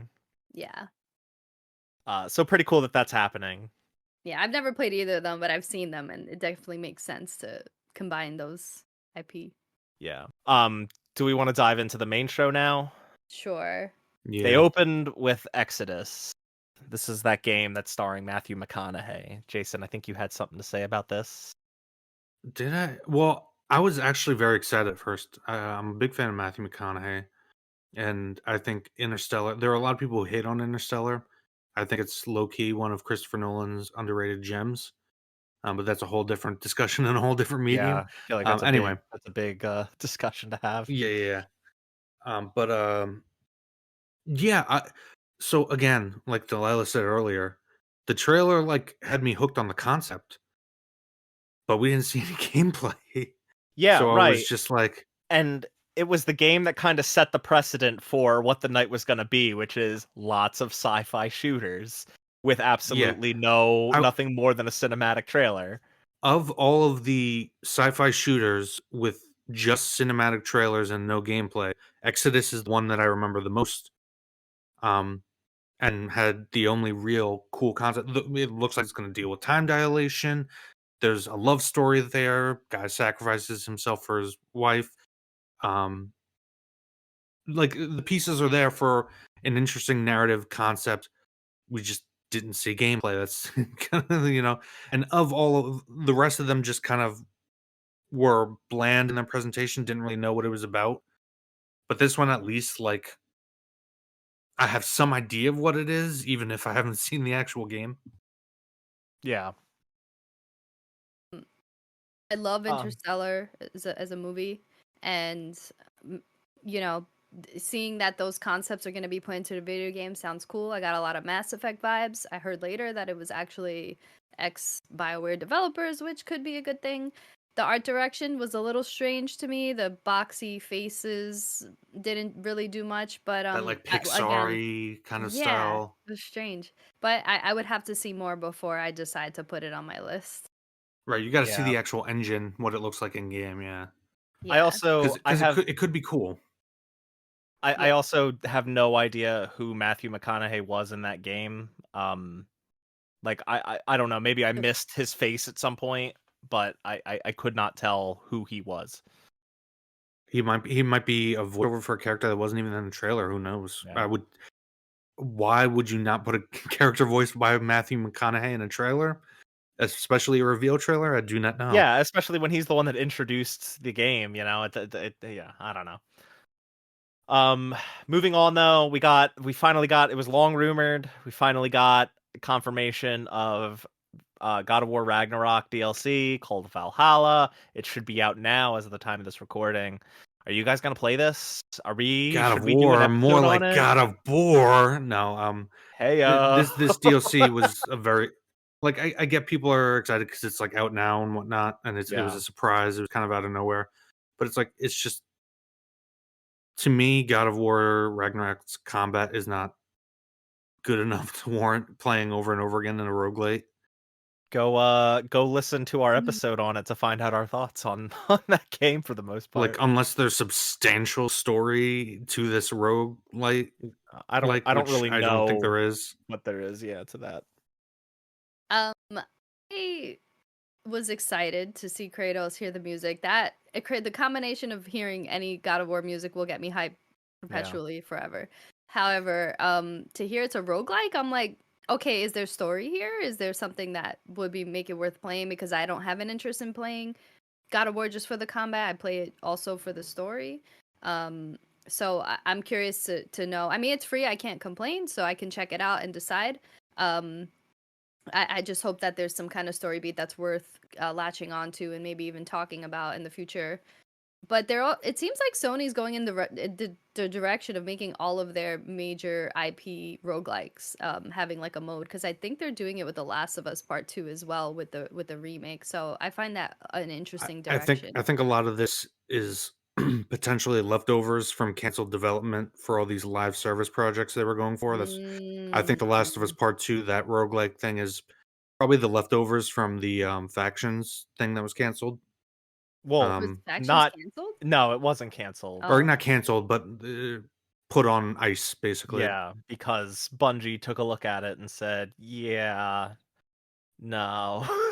yeah, But ironic, the one thing I will say about the God of War, the roguelike nature of the DLC, ironically, the original God of War trilogy slash spin-off gameplay probably would have suited a roguelike far, far better than the current one.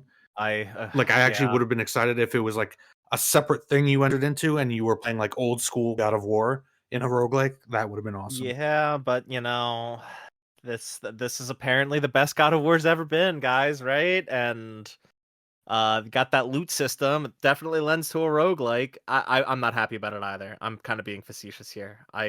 Once I heard that it was a roguelike, I was out. yeah, If it does have a substantial enough plot, I guess I'll play it. If it does have a substantial enough plot, maybe we can cover it. right, If we want to. I don't think I'm gonna hold any of us to that.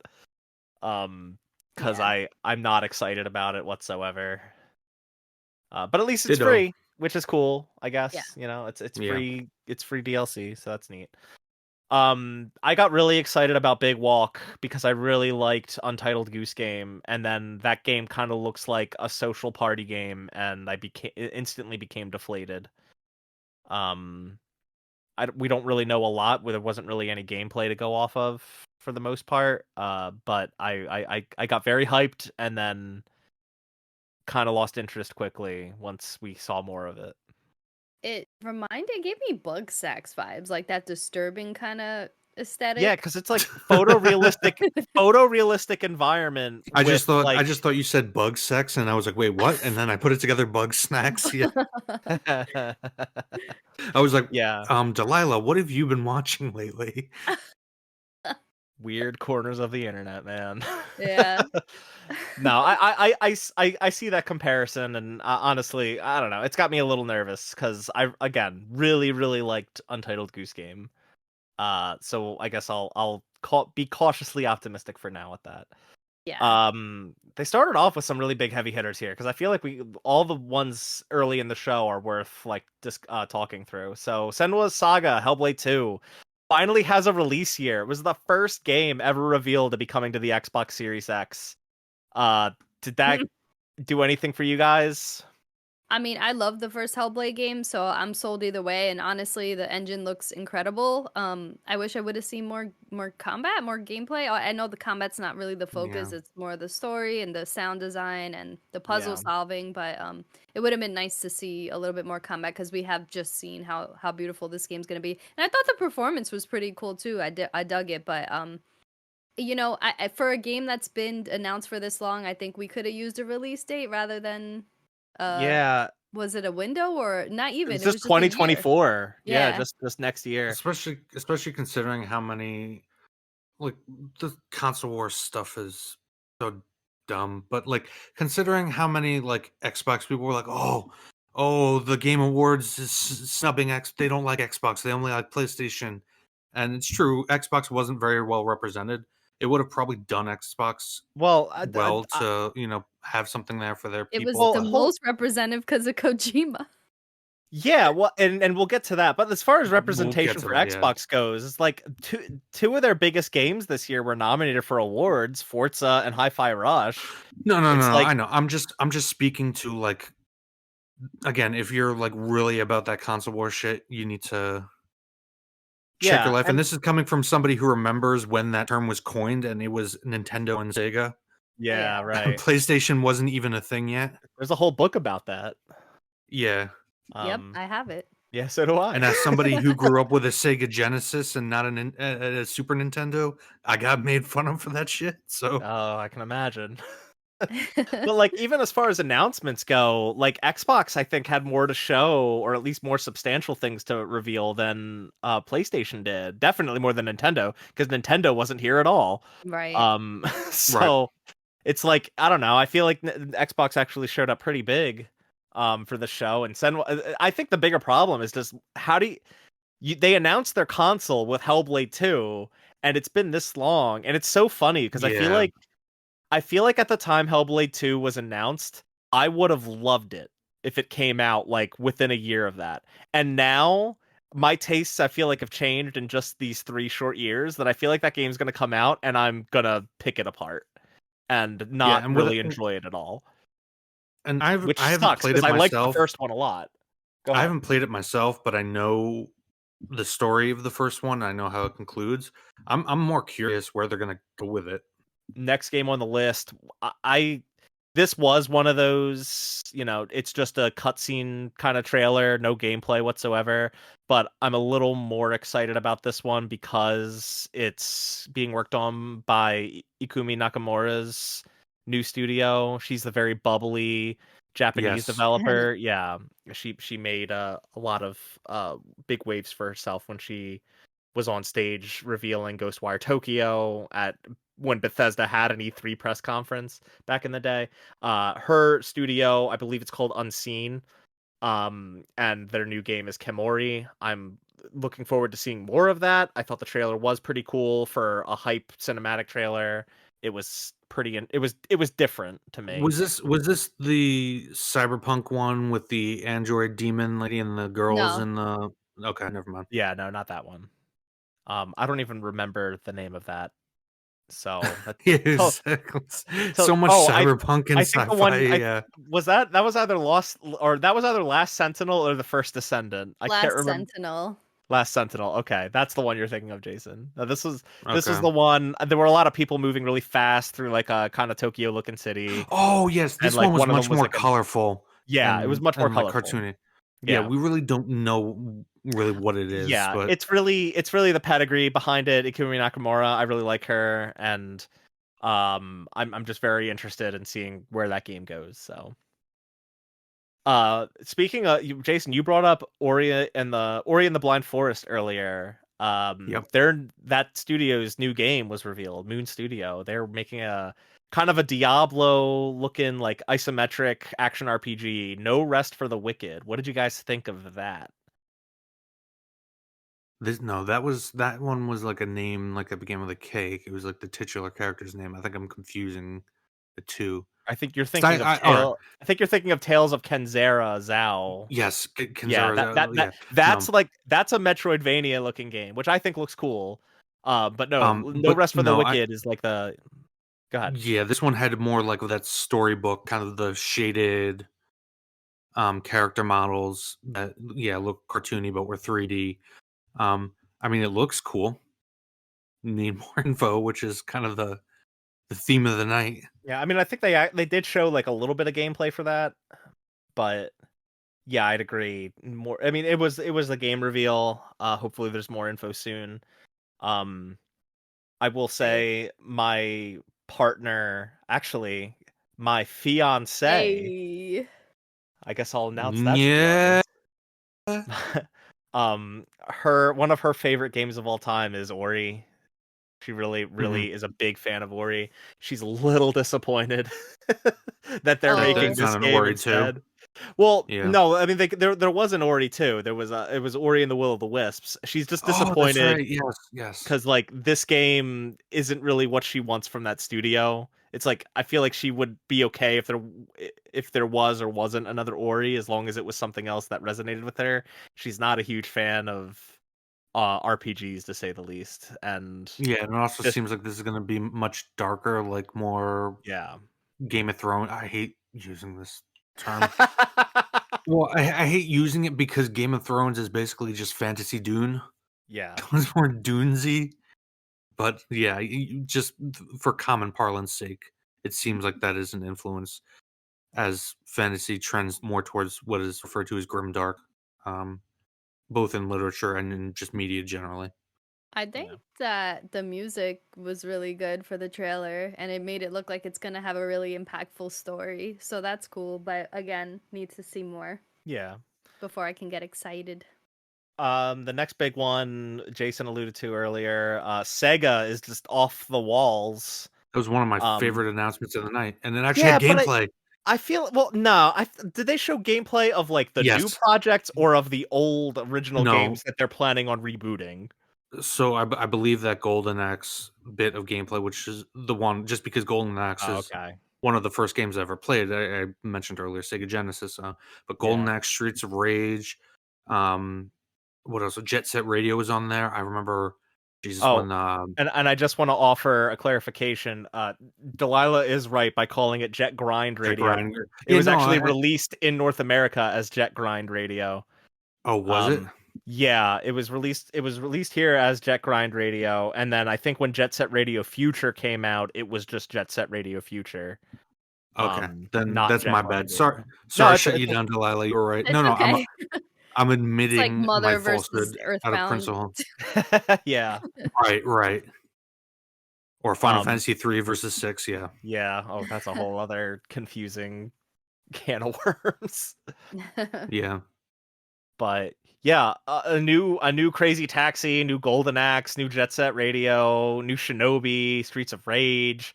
They're I feel like this announcement was just like, hey, we're gonna make a lot of we're And gonna we're still reboot a lot here, of these. Yeah, like we're still here. We're not just the Like a Dragon and the and Sonic Sonic. publisher. That's funny. Yeah. Yeah. No, this was definitely an exciting announcement. I mean, Streets of Rage, we had one not too long ago, and that was a great. I didn't even finish it, even though it's super short. But I watched my partner playing, and it looks excellent. Same cool music and combat. So I imagine it's gonna be just as good. And yeah, the other games like Golden Axe, I never got to finish, so I'm actually really excited for them to make Yeah, and there's this. so much potential there, not just because it's the fantasy setting and all the different, um, art style or art the artistic styles of the different arenas in the originals, but also the multiplayer aspect, like a true multiplayer hack and slash RPG in modern systems. There's so much potential there with Golden Axe. I'm surprised they haven't tried to tap into it sooner Yeah, on totally. this on like a AAA scale. Yeah. Moving along, I'm just gonna hit some ones that I think we'll actually care about. I never would have had it on my bingo card for them to announce a new mana game. Mm. Uh, Oh yeah, at this at something like this, Visions of Mana. Are either of you gonna play that? So I've probably. never I have like the Legends of Mana collection and haven't even touched it, so probably not. Okay. I feel like I need to go through all of them before I can play this one. Unless they're like, oh my god, this is like the best thing ever, then I'll play it. I'm trying to see. So it looks like the last mana game to come out was Echoes of Mana, which was actually just released in Japan, and it was a free to play mobile game.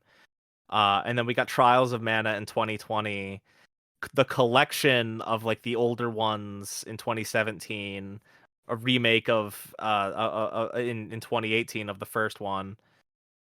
We really haven't gotten a new mana game. It looks like since like an actual legit new mana game that wasn't a free to play mobile game or a remake since Heroes of Mana for the Nintendo DS in Oh, 2007, damn, look at that. which is pretty crazy to me. Um, so yeah, I'm definitely looking at Visions of Mana. Intrigued, interested to see how that is. It's a series that um it's like Saga. It's kind of been treated as like as like a secondary unimportant thing to Square. The ugly stepchild of Final Fantasy and Dragon Quest. Yeah, Yeah. right. Like even when Saga and Mana first came west, they were called Final Fantasy Legend or Final Yes. Fantasy Yes. Adventure because they knew with Final Fantasy on the name they'd sell better in the West. So, um definitely interested to see if this new Mana game kind of changes the conversation. Saga's also getting a new game next not announced at this show, but there is a new Saga game coming next year as well. So revivals for both those franchises, completely new games in both those franchises, despite years and years of remakes and re-releases, be interesting to see. Yeah. Yeah. I mean, I, I wouldn't be surprised if some of that, if we might see some more old school elements brought back in the same way um, that Octopath did it, purely because I don't like a lot of their attempts to do the old school style with completely brand new IPs. Unfortunately, I don't think have done financially very well. But they might be experimenting, seeing if they bring back some of those lesser known IPs from that era and maybe implementing stuff into those. So we'll see. Yeah. Are you guys gonna play Rise of the Ronin? You know No. what? This game was on my list, and now that they showed more, it looks less appealing. And it did. Okay. Yeah. Delilah, did you play Neo, the Neo games? I played a bit of the first one. Actually, no, I Okay. just played the demo of the first one. I'm lying, which is the first boss. That's it. Okay. Yeah. Okay. I So mean, yeah. like in terms of the historical period, it seems to be taking place during. It's like one of my, as a history buff, one of my you know f- favorite little niches within history. Like the subject matter should interest me, but the game just didn't really stand out to me in any way worth you know getting hyped about. I Yeah. gotcha.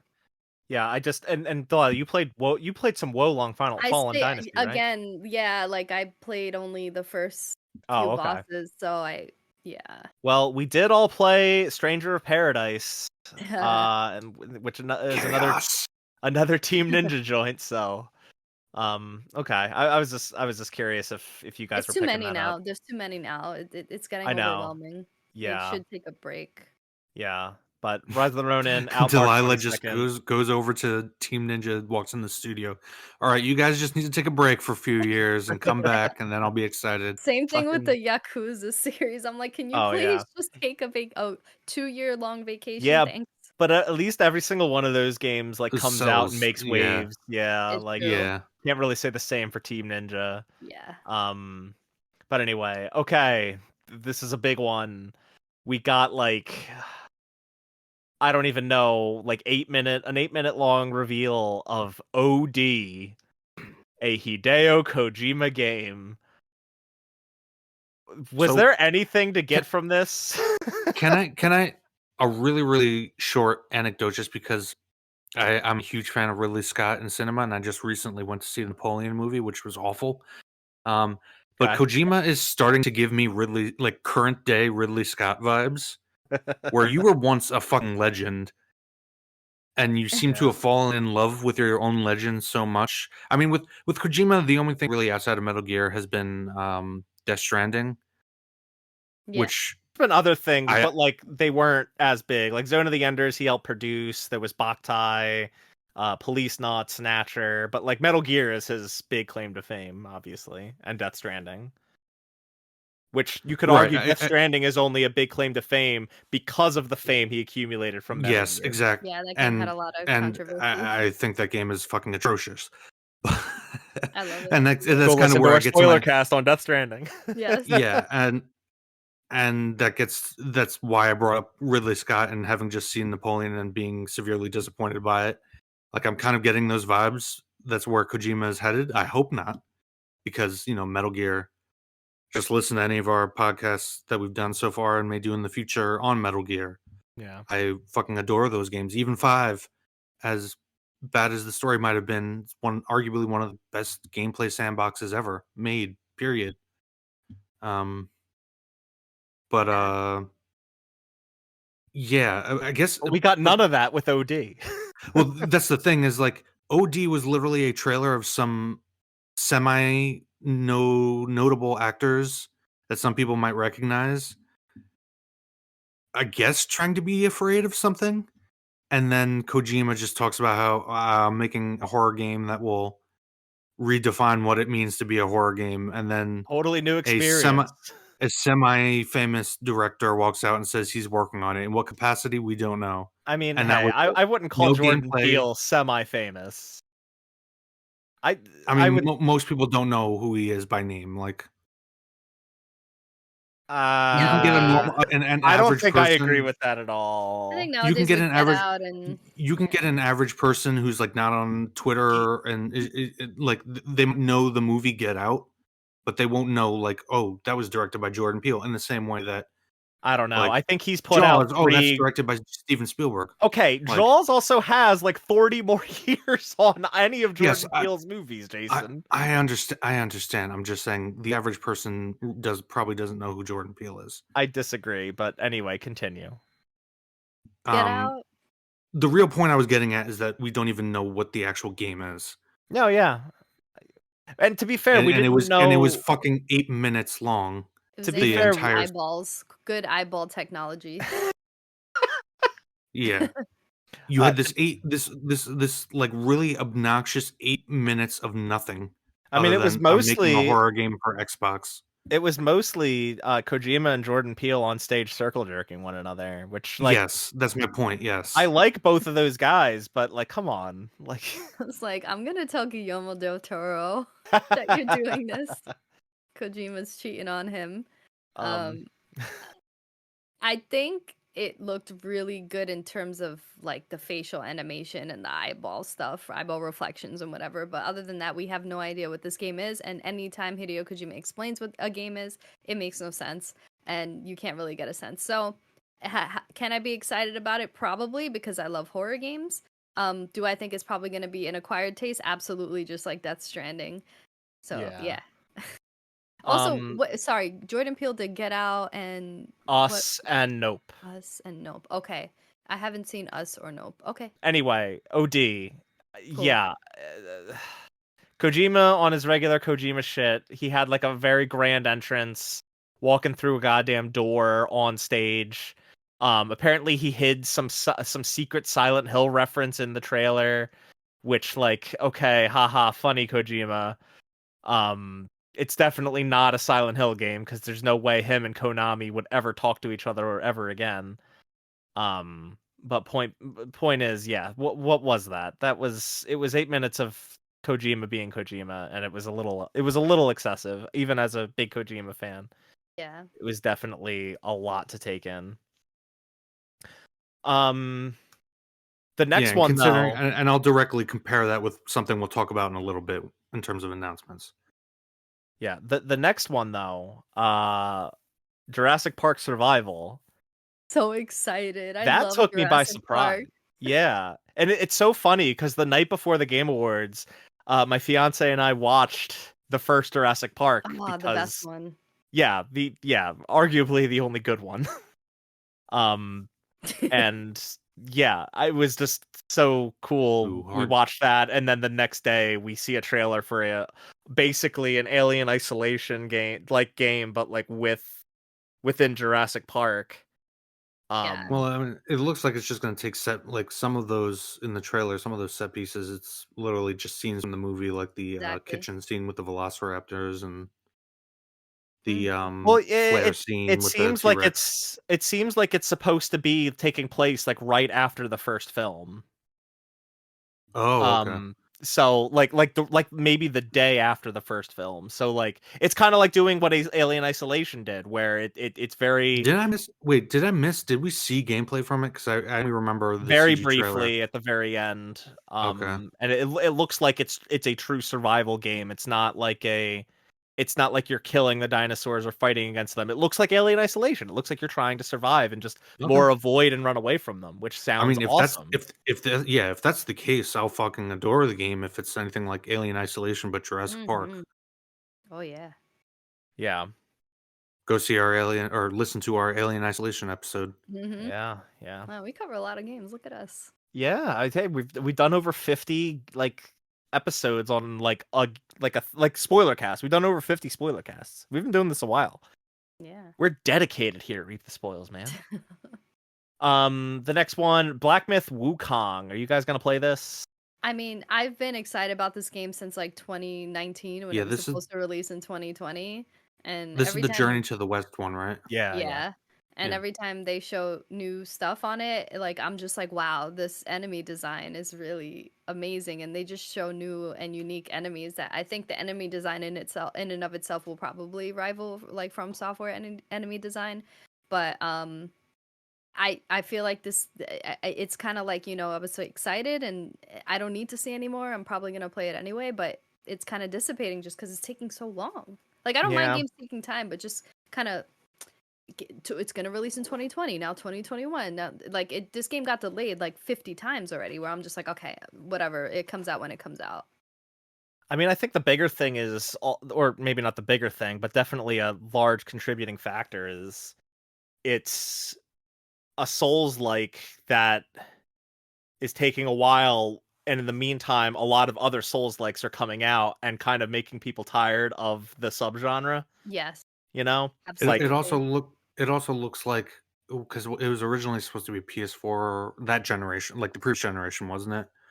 I think a lot of maybe cross gen at the very least. I can't really remember. It's been a while since because it was revealed, so I think this is a big problem, not just with this game, but a trend you see with a lot of games that have been pushed back like this is how much longer than usual it took for a large enough player base to buy into the new gen. And it does look like you were saying, Delilah, there's some impressive design here. I wonder how much of that is pushing more into the new gen now that a sufficient base is there, consumer base. Hmm. yeah. So I mean, I feel like at one point I was interested in that in Black Myth Wukong. Maybe as it gets closer, I'll be more likely to pick it up. I'm not really sure Yeah. at the moment though. Um, just skipping ahead to a few other. Oh, are either of you gonna pick up Suicide Squad? Nope. No. Okay. Yeah, I think after that reveal, a lot of people soured on that game. It's funny Um, how the gameplay and that ironically that trailer did have gameplay, but they made sure to keep it very brief, like shots of gameplay interspersed between yeah. cinematic scenes, very purposefully, probably. Yeah, I mean, it was really fun. I saw someone post this on Twitter. It was like a video. It was a clip from like when they re-revealed the game like really recently. After they took the feedback from the initial gameplay reveal, because nobody liked that initial gameplay reveal. Someone tweeted out like a clip from whatever the devs were saying, I think I figured out the problem with Suicide Squad. And it was a clip of a dev saying like Captain Boomerang can use SMGs and whatever and like all these other guns, and it's just like Captain Boomerang can Yeah. use these specific types of guns. It's a shame because as a DC fan, it's a very cool story to play off of. Um, so much potential there, Yeah, and and so you'd much think potential from a gameplay perspective in terms of the characters that you're working with. But and you'd think after the failure of Marvel's Avengers, like after the colossal failure of that game, you'd think that that Rocksteady of all studios making a game with like kind of a similar um like a similar format, right? Where it's a team of not heroes but villains that have to work together and to do whatever the narrative tells them to do. You'd think that they wouldn't make a game so similar to a game that just plummeted as badly as Avengers did. hmm You'd think, and yet they again, didn't. I think we're seeing a lot of like I mentioned earlier about the PlayStation game DLCs. I think we're Live seeing service. the live service bubble. Burst it is the wrong way. There's like this infectious disease that for a long time took over a lot of different studios and publishers. The live service, uh, is like a voracious STD that was just spread throughout the industry. And I Wow. think because of the delayed, you know, the delayed effect that we see in terms of development, just how long it takes to actually put things in motion. We're still like coughing out the last bits of that. And I think Yeah. this is just one of those, like you mentioned, the Avengers game or whatever, that was meant to be live service, and I think now it's actually Oh, just completely offline. yeah, because yeah, Yeah, it it, it, bombed. it Yeah, it's there out were of so many support. live service bombs. This goes all the way back to Anthem, and I think a lot of studios at that time were trying to, ape the Destiny quote unquote success. Obviously, I mean, for a things while it right. was a success, you No, know. for a while it was, and now we're getting peeked behind the doors. But yeah, well, I think that's what a lot of this is kind of like the last turds to roll out from that period of I don't even know what would you call it, zeitgeist, game development zeitgeists. Yeah. Yeah. The hunt I for mean, the live service it's gold. it's it's a trend, and as we know, a lot of these big video game publishers, they chase trends, Yeah. and the latest one was live service. It's Yep. honestly a very sad story. Arkham Knight, like that series was just, especially Arkham Asylum and Arkham Knight is so good. That to see Rocksteady go in this direction is honestly so depressing that I'm apathetic now, and I'm just like, whatever, do what you got to do. I'm moving on. Yeah. Yeah. Okay. Moving on in this list. I just want to call out. We mentioned it earlier. Tales of Kenzara Zao, coming out next year. It's like a very African themed um Metroidvania. The guy Cool. that was on stage, I'm afraid I'm gonna butcher this name, but Abubakar Salim gave a very empowered speech, Yeah. tribute to his father and everything, and it was very powerful. And the game looks like a lot of fun. Yeah, Um, that's the kind of stuff I want to hear when you're announcing a game. Like, what yeah, motivated you to make the game? Like, I could have listened to that guy talk for even longer, which I'm glad he kept it as concise as it needed to be, despite talking about something really impactful. But yeah, like, I did, if I would have just seen a trailer for this game without that, I probably wouldn't have cared, to be honest. But because he made that statement, I actually am gonna keep my eye out for it. yeah, And we actually saw gameplay for this one, so check mark to that. I mean, yeah. Word. for me, it's not my cup of tea in terms of just the game, what it is. But like, if you're into it, I believe it was a platformer, right? It was It's a like a Metroidvania. 3D. Yeah, yeah, yeah. I'm getting back It's to that earlier a side conversation, scrolling but Metroidvania. scrolling Metrovania, yeah, yeah. But But yeah, I'm sure there are plenty of people who will be excited about it, and I agree that like at least you actually got somebody, giving what their inspiration was for the game, which is a hell of a lot more than Hideo Kojima or Jordan Peele said. Right. Also, he's the guy that played the main character in Assassin's Creed Yes, Origin, he and I was Yeah, he thought he was yeah. the did a the great voice job. actor. Yeah, Which I didn't realize that until I looked up what his to remind myself what his name was. I Yeah. just found that out. So interesting stuff. Um, Jumping ahead, this was a really surprising announcement. The new arcade Lion game, Marvel Blade. Yeah. I think that this is the perfect team to work on this IP, and I'm very excited. Now, I'm not gonna lie, I'm a little bit uh tired of Marvel properties. Although in the game space they have been delivering for the most part with the exception of Avengers. Yeah. um but I think that Blade is a character that doesn't get explored enough in the Marvel universe. Like the MCU movie got canceled and stuff like that. So I think this will be refreshing enough. Yeah, but I'm excited that this studio is working on it. I'm of the exact opposite mind. I mean, Redfall. Well, Um, Oh, Redfall was Arcane Austin. So this is the other Arcane. This is the the death. arguably good but Arcane. like, it's kind of telling that the game they reference in the trailer, from the creators of Dishonored, which, if I remember correctly, wasn't the first Dishonored their first game. I might be remembering that wrong, but anyway, the point I'm trying to There make.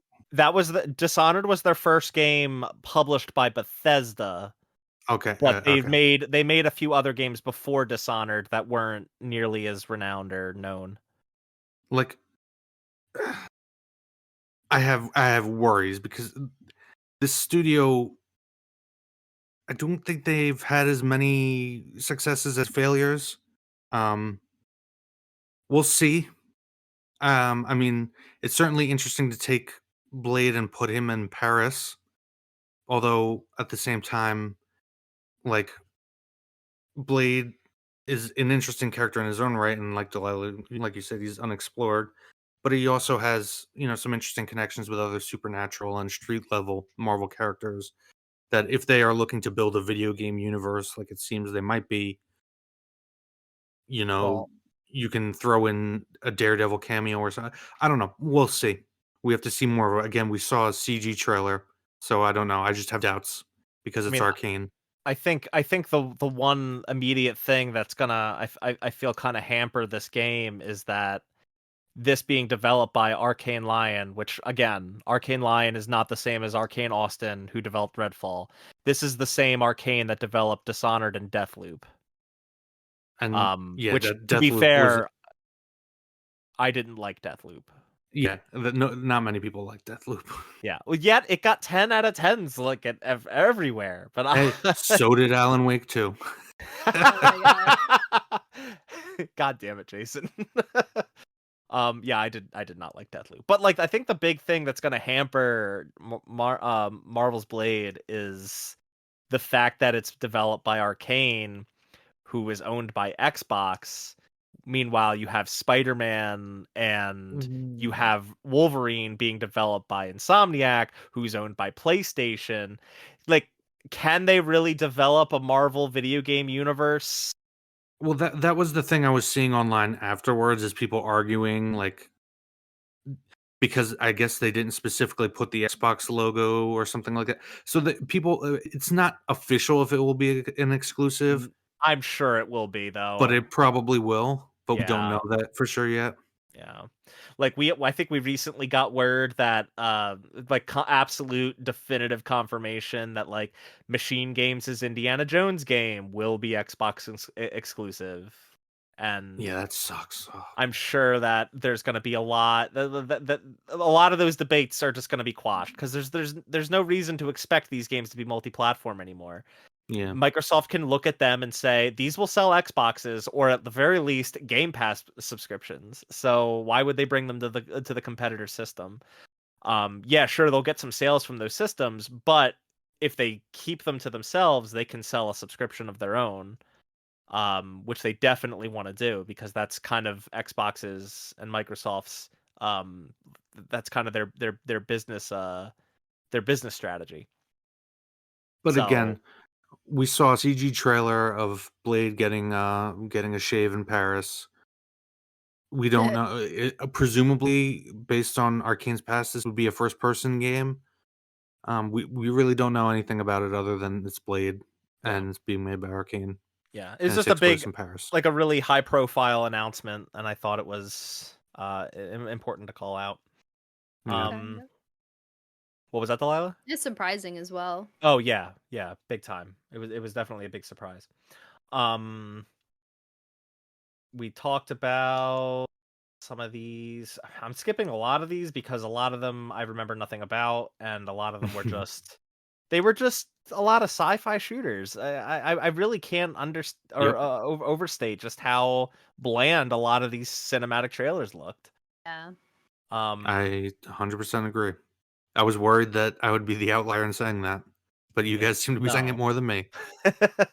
The one I will call out is Jason. We were talking about RTSs earlier. Stormgate, which I know. Again, shout out to my buddy Alex. He's very excited about this because it's made by Frost Giant Studios, Oh, who oh, oh, were yeah. ex StarCraft developers, ex Yes. Blizzard people. So this is like kind of harkening back to StarCraft in the absence of Blizzard making a new one. Pretty cool This is the that one with that's where making. The Shang-Chi guy came out and told us how he broke his foot, right? Yeah, Simu Liu Yeah. is playing a he's voicing a character in this game. I mean, And talk the art style definitely looks Blizzard-esque. yeah. We'll see. Yeah. Uh, Were you ever big into StarCraft at all? Yes. Okay. Okay. Again, I was very into RTS's Command and Conquer, Age of Empires, all that shit back even the big ones, the 4 times, Total War. Oh god, Sins of a Solar Empire, back kind of like when we were it reached its zenith, the genre. Um, yeah, I used to be very much, but again, I played PC back then as well. Okay. Delilah, what that about trailer you? did nothing for me. Oh, okay. Well, there we Yeah, go. I need to see more. Have you ever been big into RTS games, Delilah? No. Yeah, neither have I. I've never really been big into them. Um, and I've definitely never. I've tried StarCraft. I could never get into StarCraft. I doubt I'll be able to get into this, but it's just cool to see something like this make a comeback, or at least attempt to come back. Right. Because again, Blizzard. It's not like Blizzard's making a StarCraft anytime soon. Um, Mhm. so to see this come out of the It'll woodwork. probably take a lot I would imagine it would take a lot more from Warcraft 3. That's what it looks like to me anyway, just based on the trailer, the more hero-centric focus, which obviously then gave birth to, what do you call not MOBA, yeah, MOBAs, that's what I'm thinking of, the League of Legends and all that. Yeah, League of Legends, Dota. Yeah. Keep it within Blizzard. Heroes of the Storm. Mhm. Um, but I guess we didn't talk a ton about it, but Sean Murray's new game, Light No More, which kind of just looks like it'll be similar to No Man's Sky, but contained to a single planet. Yeah. Yeah, I thought it was the highlight of the show, and Wow. it's definitely the thing that for me was most exciting. It helps that it's fantasy. I don't know how closely either of you have been paying attention to what they've been doing with No Man's Sky, but I think the past years have been a great learning experience from them, and if they take what they learned from everything that they've done with No Man's Sky, put it into one planet that is procedurally generated in a multiplayer experience that in this fantasy setting, which honestly looks pretty unique in some ways. Like you had the bunny. Honestly, I got a lot of like Redwall vibes because you had a lot of animal people, like the bunny people, which was cool, and like the mouse people, and there was someone riding like a hummingbird. Like Mhm. it seems like it has the potential. We didn't see a lot of combat. I was thankful that it was all gameplay, like all in engine. We just saw a lot of like world exploration and people walking around, and building things. We didn't see combat. That's kind of what I'm waiting on to see. But I am very much hyped for this in term if they actually, are gonna take what they learned and push it forward, this could be something great. It also Yeah. could be shit, we don't know. The way that Sean Murray announces games sounds way more ambitious than it probably will be when it Well, first No Man's releases. Sky at this point is pretty much what he promised Right, to be. exactly, Yeah, but Yeah, all these years later. yeah, right, yeah, and and I imagine he would eventually get his whole vision out there for this game as well, but the words that he uses, like, "I want people to be able to climb a mountain the hot as big as Mount Everest, and you can explore the world, and it's super big, like, it's gonna be the size of Earth," like, these are all, like, really, really big things to propose, very ambitious. So I would encourage him to be careful. I'm not the type of person that's going to hold him against it, especially now that I know he did eventually fulfill promises. However, it does sound cool to go with friends and go into the deep dark ocean and see just how far we can go. That sounds like a good idea. I'm probably not going to get it right away until I know that it's as he proposes it is. yeah. It's gonna have to have a different gameplay loop from No Man's Sky as well. That's Yeah. that's why I specifically mentioned we haven't seen much combat, to draw people in. You're gonna need to, show a more concrete, like, is this meant to be like a dungeon diving experience with friends where you're going into dungeons and fighting monsters, or is this staying more in the realm of No Man's Sky where a lot of it is exploration? Obviously, now at this point in No Man's Sky, there's not just base building, but combat. Like, you can have fucking like fleet fights and shit. Like, we do need to see more, but I'll give him credit for A, showing all in-engine footage gameplay, and B, taking less time than Kojima did and showing exponentially more. The point being is, I think that this actually could be their true, like, No Man's Sky redeemed itself in many ways. Not, and I don't want to sound like I'm defending, what actually happened. Although there is a very interesting video called on YouTube called "The Engoodening of No Man's Sky," which actually gives kind of a both sides history and explores a lot of things that I think a lot of people don't know about that happened to that team while they were working on that game. Their entire office fucking got flooded, and they lost a shit ton of dev Yeah, but work. But at the same time, this I'm is not, again. I will go watch that video if you want to learn more. I'm not yeah, defending. it's All I'm just saying is very I think this could be like their Skyrim, so to speak. the concern is just that Sean Murray said things that we've all heard before and we all got burned by them, you know? I bought No Man's Sky when it came Yeah, out but and the difference is they've actually done the work and now have, like, actually brought that to I light when know, in No Man's Sky, yeah. but it still doesn't it's not gonna stop me and probably many others from listening to that and being like, "I don't know, Sean. You said all this before. Is it really gonna come out is it really gonna come out the way you say it's gonna come out?" Like, I think I would normally be as skeptic as you. The main thing that gives me hope is the, condensed scale. It's not a universe anymore, it's a yeah, and singular planet. that's definitely that's definitely a mark in their favor for sure. It's just it's still a little Yeah, concerning hearing him that's the say all main these thing. things that we've definitely heard before. Promises that were not kept for until years later. So, anyway, we got another really hype announcement. It was a shadow drop of some Final Fantasy 16 DLC Yeah. and another episode to come in spring sometime. Mhm. What did we got? What did we think about that? Are we gonna play that? Are we gonna talk about that? Yeah, I Yeah, mean, as long as there's story to talk about, I mean, it looks like we're gonna see Leviathan, which is yeah, something it looks like that the we hope story for. focus is gonna be on that second one in the spring, which is why I'll wait for Yeah, that one to do both of them. yeah, Yeah. But I guess I just wasn't as excited about this, I guess surprisingly, simply because we already knew there was DLC coming. yeah. But we didn't I know what it think, was gonna but be. yeah, I mean, it Um, ended up being exactly what everybody speculated it would be. yeah, or at least that what everyone hoped it would be, right? Because Yeah, Leviathan's brought up once in the entirety of Final Fantasy 16, and we don't really know anything about why that's the case. And now we're I getting mean, a DLC to unsurprisingly, explore it. it felt. it felt a lot like a reference that might get made in some part of Final Fantasy 14 and then gets fully paid off later.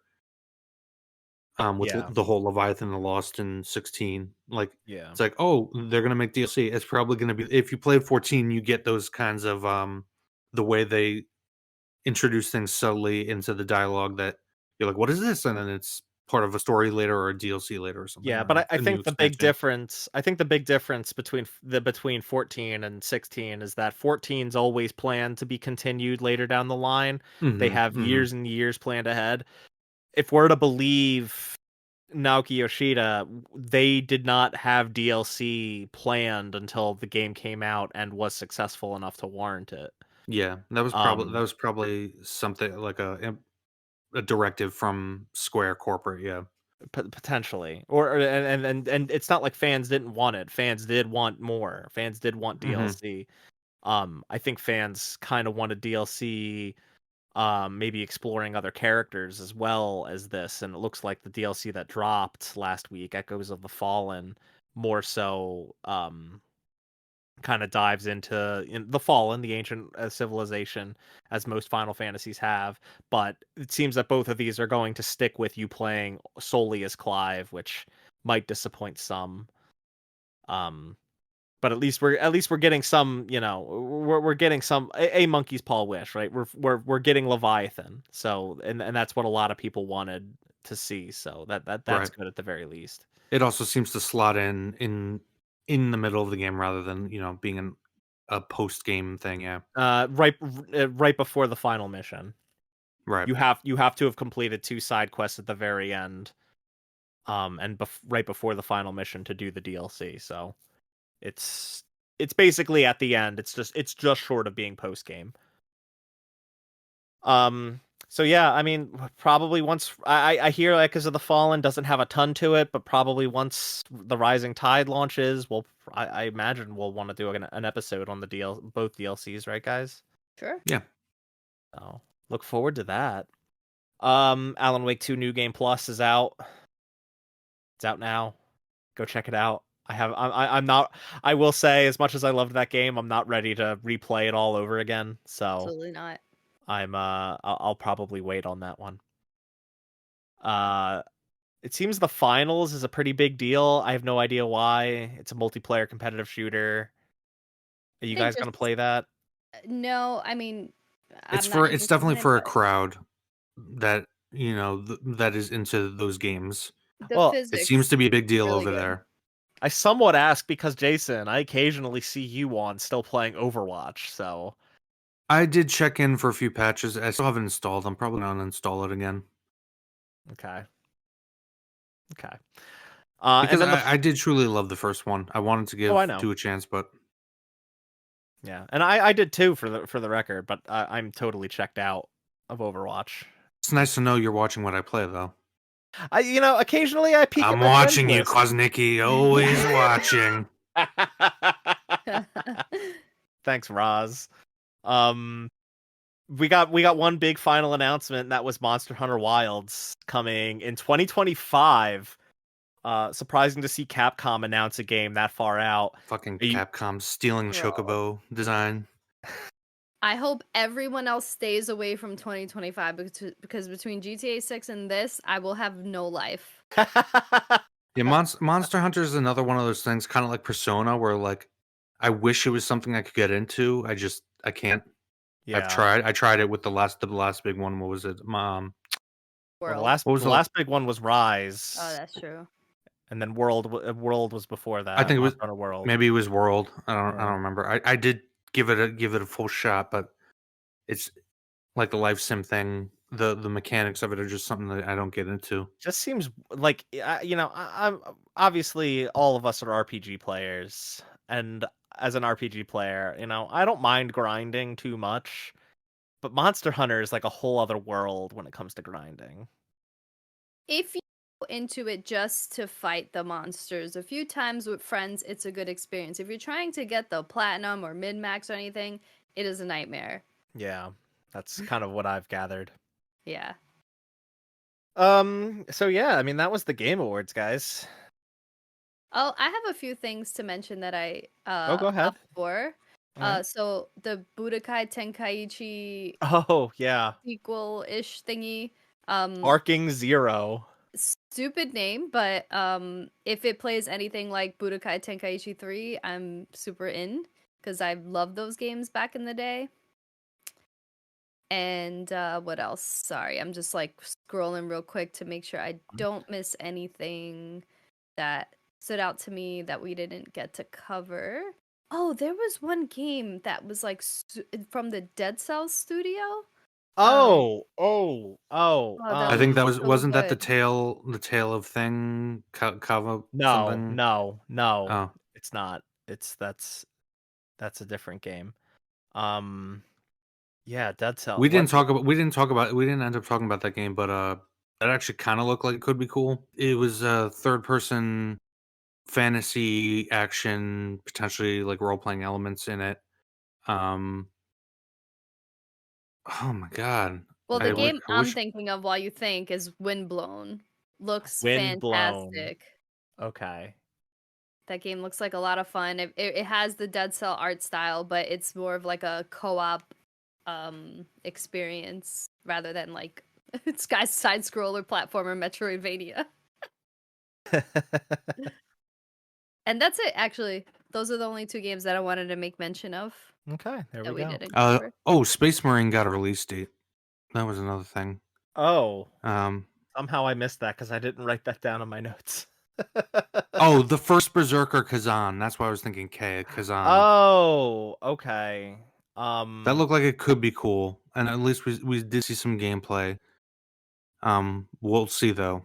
this is I what. guess it's the name of the name of the show. Yeah, I mean, I don't even remember what that looked like. That looked like a kind of like a Souls like. Oh God. I mean, not No, no, no, in no. terms of combat. Like it had like iframes and parrying. Maybe it was a little more hack and slash than Yeah, Souls. it felt more hack and slash. I think at least Oh, it does. again we don't know, but Okay, I remember this one now because it has like a pretty interesting art style. yeah, Yeah. that's what Um, caught my eye first. Any cool fantasy art style is going to catch my eye, yeah. but Okay. again, we'll see. Okay. Yeah, looking at that, yeah, that does look pretty cool. Yeah. Yeah. Okay. Well, there you have it. That was the Game Awards, guys. Yeah. It's I maintain that like Jeff's got to work on the show as far as balancing um game announcements with actually focusing on the game makers, the awards as it were, the whole point of having that night. He's got to do something about rebalancing it because it's just a mess. Yeah, And I agree. yeah, And I go ahead, actually Jalal. thought the pacing of the announcements was better in terms of like there it felt like less commercially stuff, and when he did have commercially stuff, I had to pee anyway, so it was like okay, cool.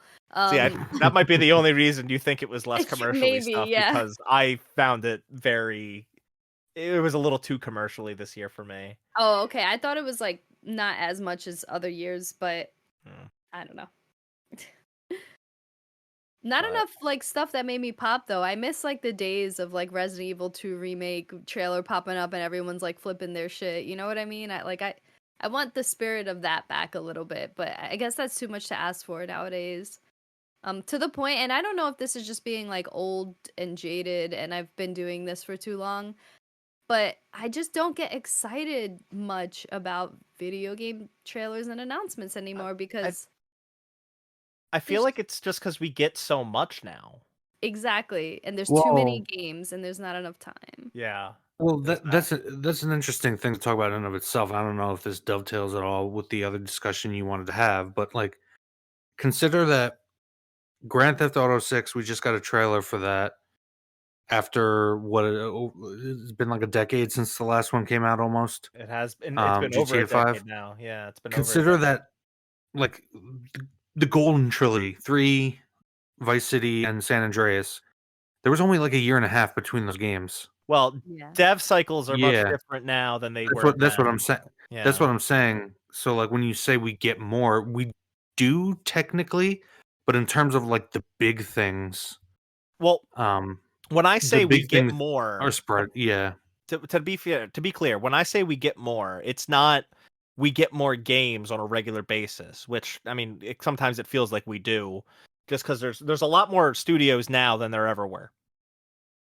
Even with the amount of layoffs and studio closures, like there are a lot of game studios now, a lot of Yeah. games coming out on a regular basis because you have digital marketplaces now versus just everyone having to buy discs. And it's also Um, just now the most profitable entertainment market, so everybody's looking to get a slice of it. right, exactly. But like that all aside, it's that we're getting, we'll get like Jeff does like produces like 3 presentations a year. And then on top of that, you have like Sony doing state of plays, you have Nintendo doing Nintendo Directs, and they even have different flavors of Nintendo Direct, where they do like the indie worlds, or they'll do like the third party showcases or whatever. It's just like gaming news is so much more constant than it felt like back in the magazine era, where you'd get a monthly magazine and it might be loaded with things, but like it's once a month, and it's not always loaded with things, and and it's And also not as many yeah. things per issue, you know? And when you did get those things, it would usually be, like, not just the cover of the magazine, but, like, you'd get, like, a third of the magazine was just dedicated to that new announcement, and Right. you would just get pages and pages, sometimes, like, foldouts that, the devs prepared to give to and the magazines helped, prepare, giving you just a full in-depth discussion about what this new game like, a new Yeah. Zelda game would get, like, a huge thing and, like, EGM or what have you. Yeah. And like it also like it also definitely played in with like Japanese games coming west, getting news in the west. Like I remember being a kid um and playing Kingdom Hearts. Loved Kingdom Hearts, still do. And the Mhm. wait for Kingdom Hearts 2 was excruciating. And whenever a magazine would get news on Kingdom Hearts 2 and have like page after page about Kingdom Hearts 2, screenshots, paragraphs, whatever, it was like a fucking event. And now it doesn't really feel like that anymore. You get a trailer uploaded to the PlayStation YouTube channel, and it's like that's 3 minutes of like, oh man, that's really cool. Now what's the next trailer I can watch, or what's the Yeah. next video I can consume? It doesn't have the same feel as it did back then. You I weren't mean, like with the internet, constantly thirsty for news. with the internet, it's kind of, to Delilah's point about feeling, like, indifferent about a lot of it. Hmm. It's all, what's the phrase? Spoiled for choices. Just the fact that you're constantly being inundated with all this news about all this stuff, and devs are constantly tweeting stuff, and every day there's a new little thing about every game. Your mind just starts filtering it all out rather than, like you just said, being on the edge of your seat. Yeah. Well, I have one like closing thing I kind of want to talk about, and honestly, I feel like it's evolved and changed throughout this entire episode. So what I told you guys I wanted to talk about isn't really what I want to talk about anymore. Because I feel like we've covered a lot of it, or Oh, touched on a little bit. I guess this is a general question, because this has been kind of a common talking point among a lot of people this year, which is just 2023. We got so many big games this year. Is 2023 an all-time year for video games? definitely. I feel like absolutely. We haven't had this strong of a year in like since like the PS2 generation. I mean, we've had strong years with the Yeah. Damn. PS4, but like to have that many games in one year that are just bangers, it's crazy. Even games that are like not eights or nines were still like really well received. So, huh. I In feel like there were a terms of lot of like nines and tens. Yeah. in terms of like all timers, I don't know. Yes, I agree with what Delilah just said though. It did very much feel like a year you would have seen in past generations where, as we just mentioned, dev cycles were much shorter. So we were getting games far more rapidly. Like, consider that when by the time GTA 6 comes out, we're gonna probably be towards the end. It's gonna be in the latter half of this generation already. Um what was I gonna say? Oh yeah. I also think 2023 is a bit of a lucky anomaly. um, in terms of games getting pushed back to it, and I do think that 2024 is gonna actually end up being a bit of a drought. I hope. Okay. Um, I think kind of to use a crude analogy, I think the industry has kind of blown its load on 2023, and it's gonna be basically, I guess, until I I think like 2025. Obviously, we know GTA 6 is coming out, but I think it's gonna be a few years. Just again, going back to how much longer dev cycles are now. Um, you also have kind of an industry-wide trend right now where you had this artificial bubble. The gaming sector very much profited off of this situation with COVID, but that bubble is now bursting, which is why you're seeing layoffs across the industry. And it's not just gaming; it's the tech sector as a whole. Yeah, Um, but gaming, so it's a big portion of it is definitely gaming, is definitely game yeah, development studios, that are yes, now bleeding talent because you're right, that bubble has burst. A lot of and I these mean, projects are coming out, and as a result, they're cutting costs. yeah, and to be fair, like even with the layoffs, a lot of these studios still have net growth since COVID. The point is just that I think you are going to see budgetary. We're already seeing budgetary cuts. Um, So 2020, thank goodness we had 2023 and all these games and people have backlogs because I think 2024 might be a bit of a drought. Yeah. Yeah, we'll see, you know? But in terms Yeah, of all-time years, it's hard because you have to go all the way back to like the well, 90s and early 2000s. I think it's also And tricky because a lot of the reasons, like some of the all-time years, I think 97, I think 2004, 2007, right. like at the time, did we really look at those years as fondly? Maybe not, but like now we look back at those like, man, those were years that like some truly legendary, like game-changing video games came out. And is it too early to say that about 2023? I kind of think so. Yeah. Um, I think a lot of people are saying it simply because it's been so long since we've had a game this full of quality product. Um a year, and you mean? not even what? A year this full? Or a year, I said a Yeah, game full of this yeah, quality, a year full of this many quality games, and not even just quality games, but also games that, like, aren't necessarily the greatest of all time, but are still good. yeah. I Yeah. think it's just been so long that people are kind of jumping to that conclusion, but I agree with what you just said, Mark. It's a little too early to judge, like, Yeah, and it just goes back to the selection of game of the year, like, a lot of them I didn't even think were worthy of being on that list. well, it's not even that. I thought it was really hard to call, like, even game of the year. I thought it was really hard to call what the winner was going to be. And I felt that way for a lot of categories because it was like, man, a lot of these categories have a lot of really worthy, really good games.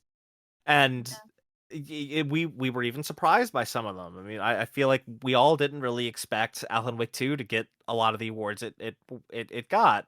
And it wasn't because that was by any means a bad game, at least not according to Delilah and I clearly. But it's because it was up against other games that were equally or even considered even better. It was really hard to call a lot of categories. Um, Yeah. and you have a good year when that's the case, when it's really difficult to tell what's gonna come out on top.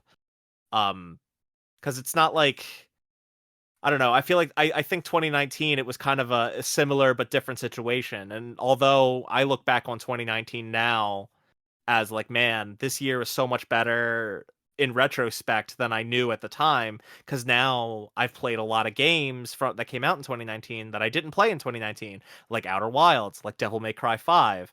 I didn't play those back then. I played them much more recently, and I look back at that year like, man, that year was actually much more loaded than anyone realized. What year But was that again? What was game of the year that year? God of War. no, that was That was 2018. 2018, yeah. 2019 Game of the Game Awards. Sekiro? Uh, yes, thank you. Yeah. Sekiro was the Game Awards Game of the Year in 2019. And like all those games were really good. That was the same year as Control, Resident Evil 2. I already said Outer Wilds, Devil May Cry 5, Death Stranding. All those games are really good, but they're not. I wouldn't say any of them are like tens, except for Devil May Cry 5. Devil May Cry 5 is 100% a 10. Mhm. Um, but like those were all on equal footing, but not the same way as this year. Where this year there were a lot of tens, there were a lot of heavy hitters. Um, Mhm. it's just very it was very hard to judge this year. Um, and I think, in a couple years' time, we might look back at this year and definitely agree that it was definitely an all-time year. But it's also the year where where, like Jason said, the COVID bubble burst. A lot of people got laid off this year, so it's kind of shitty and difficult to look back at 2023 now or years from now and think, wow, 2023 was a great year for video games, because for a lot of people that worked in the industry, it really wasn't. It was a really terrible year. Um, and I think that kind of needs to be appraised and viewed in the future, as time goes on and as this industry continues, because it's difficult working in that industry, and it's really taxing on a lot of people. Yeah. Mm. But anyway, I kind of wanted to talk through some other big things that happened this year real quick. Mhm. Because I think a lot of them will have big ramifications in the future. The first of which, Nintendo closed the eShop for 3DS and Wii U. There was a I lot of don't. that this year, right? Well, Closing there shops. was, huh? Closing shops, like digital storefronts. Well, there was also I maybe I should have let off with this one. Stadia closed down. Oh yeah. So we've been pushing toward this digital future, right? Where everything is digitally owned. Physical media is slowly being faded out. Best Buy next year, and this isn't quite video game related, at least not yet. Best Buy is not going to be carrying physical movies anymore Mhm. starting next year. Um, and now we're seeing, with video, at least within video games, a lot of digital storefronts are closing down. There's a lot of games on the 3DS and Wii U eShops that you can no longer legally obtain. Stadia as a platform is totally gone, and at least people were refunded. But they tried to build this platform, and it's just disappearing. Yeah. I guess, how do you feel about that? About kind of this digital future already kind of waning on us. Yeah, it just goes to show you that like physical media is something to be valued because that can't be taken away from you when you own a physical game, but if you own it digitally, like it's not yours forever. And you just got to deal with that. Yeah, I mean, I would still, to be fair to Mark, I would still buy physically. I used to live in an apartment that was right by a GameStop, so I still have those games from when I lived there. I Yeah. mainly do digital for convenience, but it is something I regret because I am pro physical. Um, Yeah, the and bit yeah, it's just sad. listeners can't see that I have a massive physical collection sitting behind me. And yeah, that is really the biggest constraint behind being like going all physical, is just the space. Yeah, Hey, exactly. I still got my N64 and cart. Well, I don't have them. There's somebody has them. I don't know. In my family, somebody has Yeah. the N64 with cartridges, some of which actually still work. Somehow, Star Fox 64 keeps chugging on. But Yeah. Nice. I still get my mom has. I think my mom still has my PlayStation 2 and my game collection as it was stored somewhere. I don't know. Yeah. The only one I still don't have. Well, actually, I got a new PS3, but I originally sold my PS3 and all the games for it to get a PS4. Mm, big mistake. Big mistake. At the time, you never would have known, but yeah. So it's just concerning, that like Nintendo's been kind of they've been re-releasing a lot of their older games on Switch, but it's not like they're carrying forward if you've bought them before. You have to re-buy a lot of them, and that's really where this kind of stings, at least as far as Nintendo's concerned. I mean, it just because I just mentioned Nintendo 64 for cartridge-based systems, especially, you would think that they could make a killing off of because those things degrade over time. Remember how, we were all blowing into those cartridges? That fucked up those cartridges. Yeah. Um, you would think that there could be like a whole sub-industry within the gaming industry, kinda like vinyls. People who collect vinyls, like, Like collecting those me? cartridges. Yeah, but keep, like, preserving them, you know what I'm saying? Like, you Yeah. would think there's money to be made there, Well, and I don't see a downside to it, like, for them business-wise, because it's not that I wouldn't think it's that expensive to do, like, well, what and reissuing and stuff like that. Well, what I will call out is that that is kind of becoming a sub-market, but like with unaffiliated third parties. Like Limited Run Games has been actually making um they've been re-releasing some games on like original media and stuff. They've actually been putting out like some not reprints, but like newer releases of like some NES games, some Game Boy games and stuff like Right. that. Like they're not they're essentially reproduction cartridges, but it's a modern way to purchase those games brand new, quote unquote, with like extra freebies thrown in. Another one that I want to call out is Analog. I have an Analog Pocket. It is really fucking cool. This is a company that's putting out hardware that's not emulating the games, it's emulating the hardware and can actually play original cartridges on their hardware. So the Analog Pocket can play Game Boy, Game Boy Color, and Game Boy Advance games inherently from the cartridge. It's just it's a slot that you plug the cartridge into, and you can play the game with a more updated screen, with a lot of extra additional features, like the ability to kind of mimic how the original screens looked on those original handhelds. And they just recently announced the Analog 3D, which will be an updated N64 that can play N64 games. I think at 4K, and Oh, that's Yeah. upscaled too, so they're gonna look good. Yeah, It's now impress I was just thinking of there's no downsides, but now I'm just thinking, well, then Nintendo wouldn't be able to charge as much as it does for the occasional thing like the SNES Classic or the Nintendo Classic or, right. you Which know, at this point, I don't company. think they're ever gonna do another classic system. But But also that kind of goes hand in hand with like PlayStation or Xbox releasing classic games on their storefronts and then reselling them to you. I yeah, guess there's more of a return on investment from doing shit like that than the classics, yeah. right. But yeah, like there's third parties that are kind of tapping into those markets, tapping into the classic retro markets, the people that have those old physical collections and making modern tech that can actually run them inherently, because they know that the platform holders as they exist now are never going to do it. I'm yes. sitting here hoping that Analog decides to put out a PlayStation system or a system that can mimic the original PlayStation, and run PlayStation 1 games in 4K, upscaled inherently running. That would be so fucking cool. Yeah, my partner has this device called the RetroTink 4K, and that thing is awesome with how many 5X, Y- sorry. Not we didn't get Okay. the Oh 4K one. god. Sorry, the I naming really convention I very really want confusing. to get the 4K. Yeah. It's sold out very quickly, but it's also very expensive. Very expensive, but I mean, with that, it's like one guy working on this. He's kind of like Yeah. amazing, and not enough people talk about it.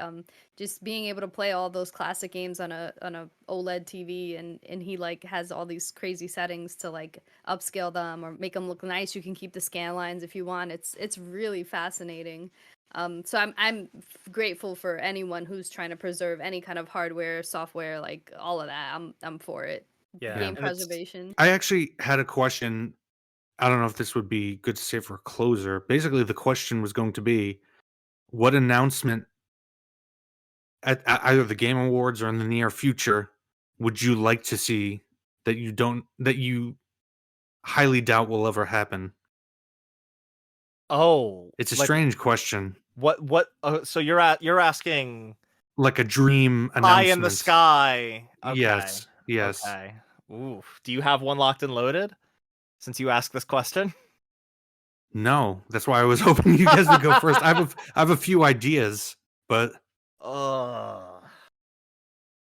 Pie in the Sky announcement. You should have prompted this us for this one earlier. Oh, I actually I think I know right off the bat. Oh, go ahead, go ahead. Well, What is it? one an actual Star Fox game in the style of 64. Wow. Hmm. We got that though. It was terrible. It was Star Fox Zero. No one liked it. Nope, didn't happen. Star Fox who? That's not real. The Wii Actually, low U key, what? another one would have been God of War going back to its original style.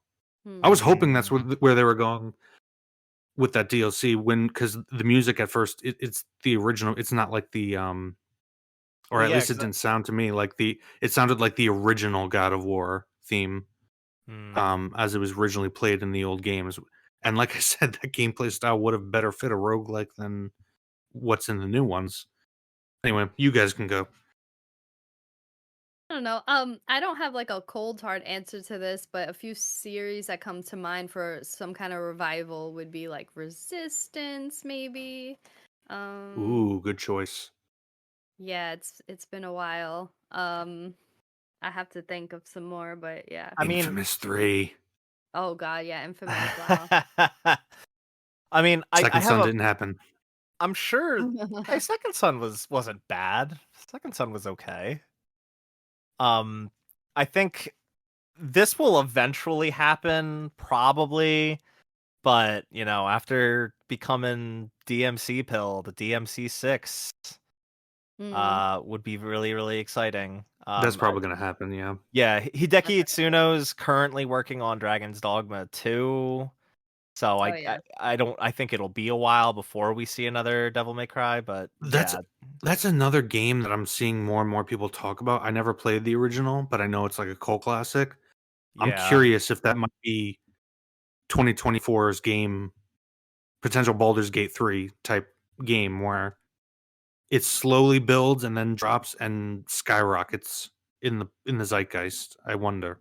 That's a game we didn't mention once on this entire Starfield. podcast is I thought we were Starfield. gonna bring it up, and Bad. if you're familiar with the channel, and if anybody listening isn't, I would highly encourage you to watch Naked Jake. He I just came was out with a about to video. bring up Naked Yeah, Jakey's video. yeah. Yeah, He does really, great really video. He excellent. doesn't do like constant content, but what he does put out is really good. When he But puts out a video, it's like an event. It's like, oh, just yeah, stop everything. I Naked mean, Jake dropped a new video. look, he does have like over 1 million subscribers, so I'm sure people listening are familiar with him. Yeah, But he I'm did a really sure. good video, pretty much capturing my views. I mean, Skyrim was an event. Like we were talking about great game years. I will always remember 2011 just because 11 11 11. Yeah. Um, everybody remembers that trailer. That's another thing. God, they got to work on trailer music and presentation because some of the music My playing. my fiance gets really upset because I proposed on 11/11 and I tell her, "Hey, we got proposed on the same day Skyrim came out." And she's like, Yeah, Don't associate our engagement with that." That's mad funny. At but least you'll remember. but I guess the only reason I brought up Skyrim is just because the gameplay design it's basically just Skyrim with a new coat of paint. Yeah. Was in many ways what Naked Jiki was getting to. It's outdated design. Yeah. Um, and they've just been getting away with it up until this point, and that's Yeah. pretty much what Starfield was, unfortunately. And I Like wish it had been basically good. those games, but like stripped down. Like there wasn't even any Yeah, exploration element to it. It's just like you just drop in a planet, do a mission, move on. Like, it was an artifact fetch quest. I had so many problems with that game that I didn't even want to finish it. And it's very rare that I don't see games through. Also Pie in the Sky, Castlevania comes to mind, and also I would love for From Software to make an actual Berserk game. That would be like an absolute dream come true for me. I That'd be wonder how cool. that would work.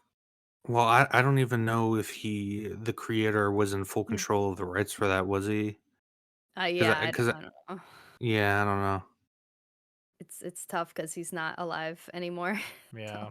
It's also That's it's a also that's also a tough sell to do a true Berserk game simply because of the subject material, and you're yes, automatically narrowing down. That's like beyond the scares back in the day of Grand Theft Auto and like the sex mini game in San Andreas. Yeah, no, I You're would going want that kind of stuff to be a little bit more subtle, although I know it was very graphically done in the graphic novel. I mean, some of the I feel like they could, major plot points are pretty fucking but graphic in I Berserk, feel but like they yeah. could demonstrate that level of crazy without showing it. You know what I mean? Like you can Hmm, show like hmm. the demons and stuff, but not the actual like penetration, Yeah, and I'll just I'm leave it I'm at yeah, yeah, yeah. that. But I do agree, from a FromSoft Berserk game, there's potential there, yeah. Yeah, that sounds really cool. All right, there's a few, just a few more things that happened this year that I just want to speed run through because we got to wrap up soon. Um, oh shit, I lost my place on this list. Oh, okay. Charles Martinet, no longer Mario. I Oh think yeah, that's important and notable because he's been Mario for a very long time. Mhm. yeah. Now he's the Mario ambassador. I don't know how much you guys care about Mario, um, but I just think it's notable to point out that his career as that voice has come to an end. Right. So Wonder was a different person, right? Yes, I Yeah, forget it the sounded fine. yeah, I thought he sounded great. Yeah. In fact, there was a big debate when Wonder got revealed. Like people were like, is that Charles Martinet? Is it not Charles Martinet?" Yeah. No one could tell until they announced that Charles Martinet was no longer Mario. But I mean, it's Um, not like Mario has like monologues where it's gonna be really impactful, but yeah, yeah, that's cool. Yeah, Good this to isn't know. like a David Hayter situation Yeah, when it's exactly. like yeah, where they Kiefer replaced. Sutherland is now Solid Snake, yeah. Yeah, I'm really glad they didn't replace Charles Martinet with Kiefer Sutherland. Gotta say, that would have been bad casting for sure. It's me, Mario. Ah, Bowser kept you waiting, huh? Um, Jim Ryan no long or he will not be CEO of Sony Interactive Entertainment come April. How do you guys feel about Jim Ryan stepping down? I feel like he didn't have a particularly positive view from PlayStation fans. I don't know how you Well, guys feel about him that's the though. thing is a lot of people keep talking about how he essentially got not fired, but he was asked to resign and he did, but like Well, we don't know no, that. Yeah, we don't know that for sure, but there's no reason to believe that based like it seems agreed. like he's just deciding to step away of his own volition He's been because with a lot of people. PlayStation. Go ahead, Oh, sorry, go sorry. ahead. No, I no, was no. just gonna say we were talking earlier about like the mind virus in the gaming industry with live services, and he was a big part of the push behind that. And So, he's also been outspokenly kind of down on classic games, retro games, which definitely made a lot of people very upset when he was bumped up to CEO after he had made comments about older games. And a lot of people really want older games; they want to preserve that history, and he seemed very anti that whole idea.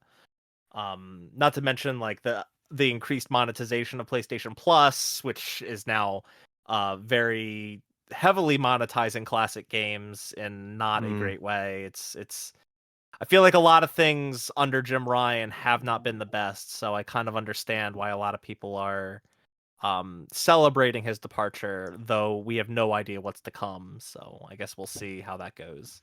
Yeah, for me, I'm just like, we'll see what Yeah, happens, and that's it.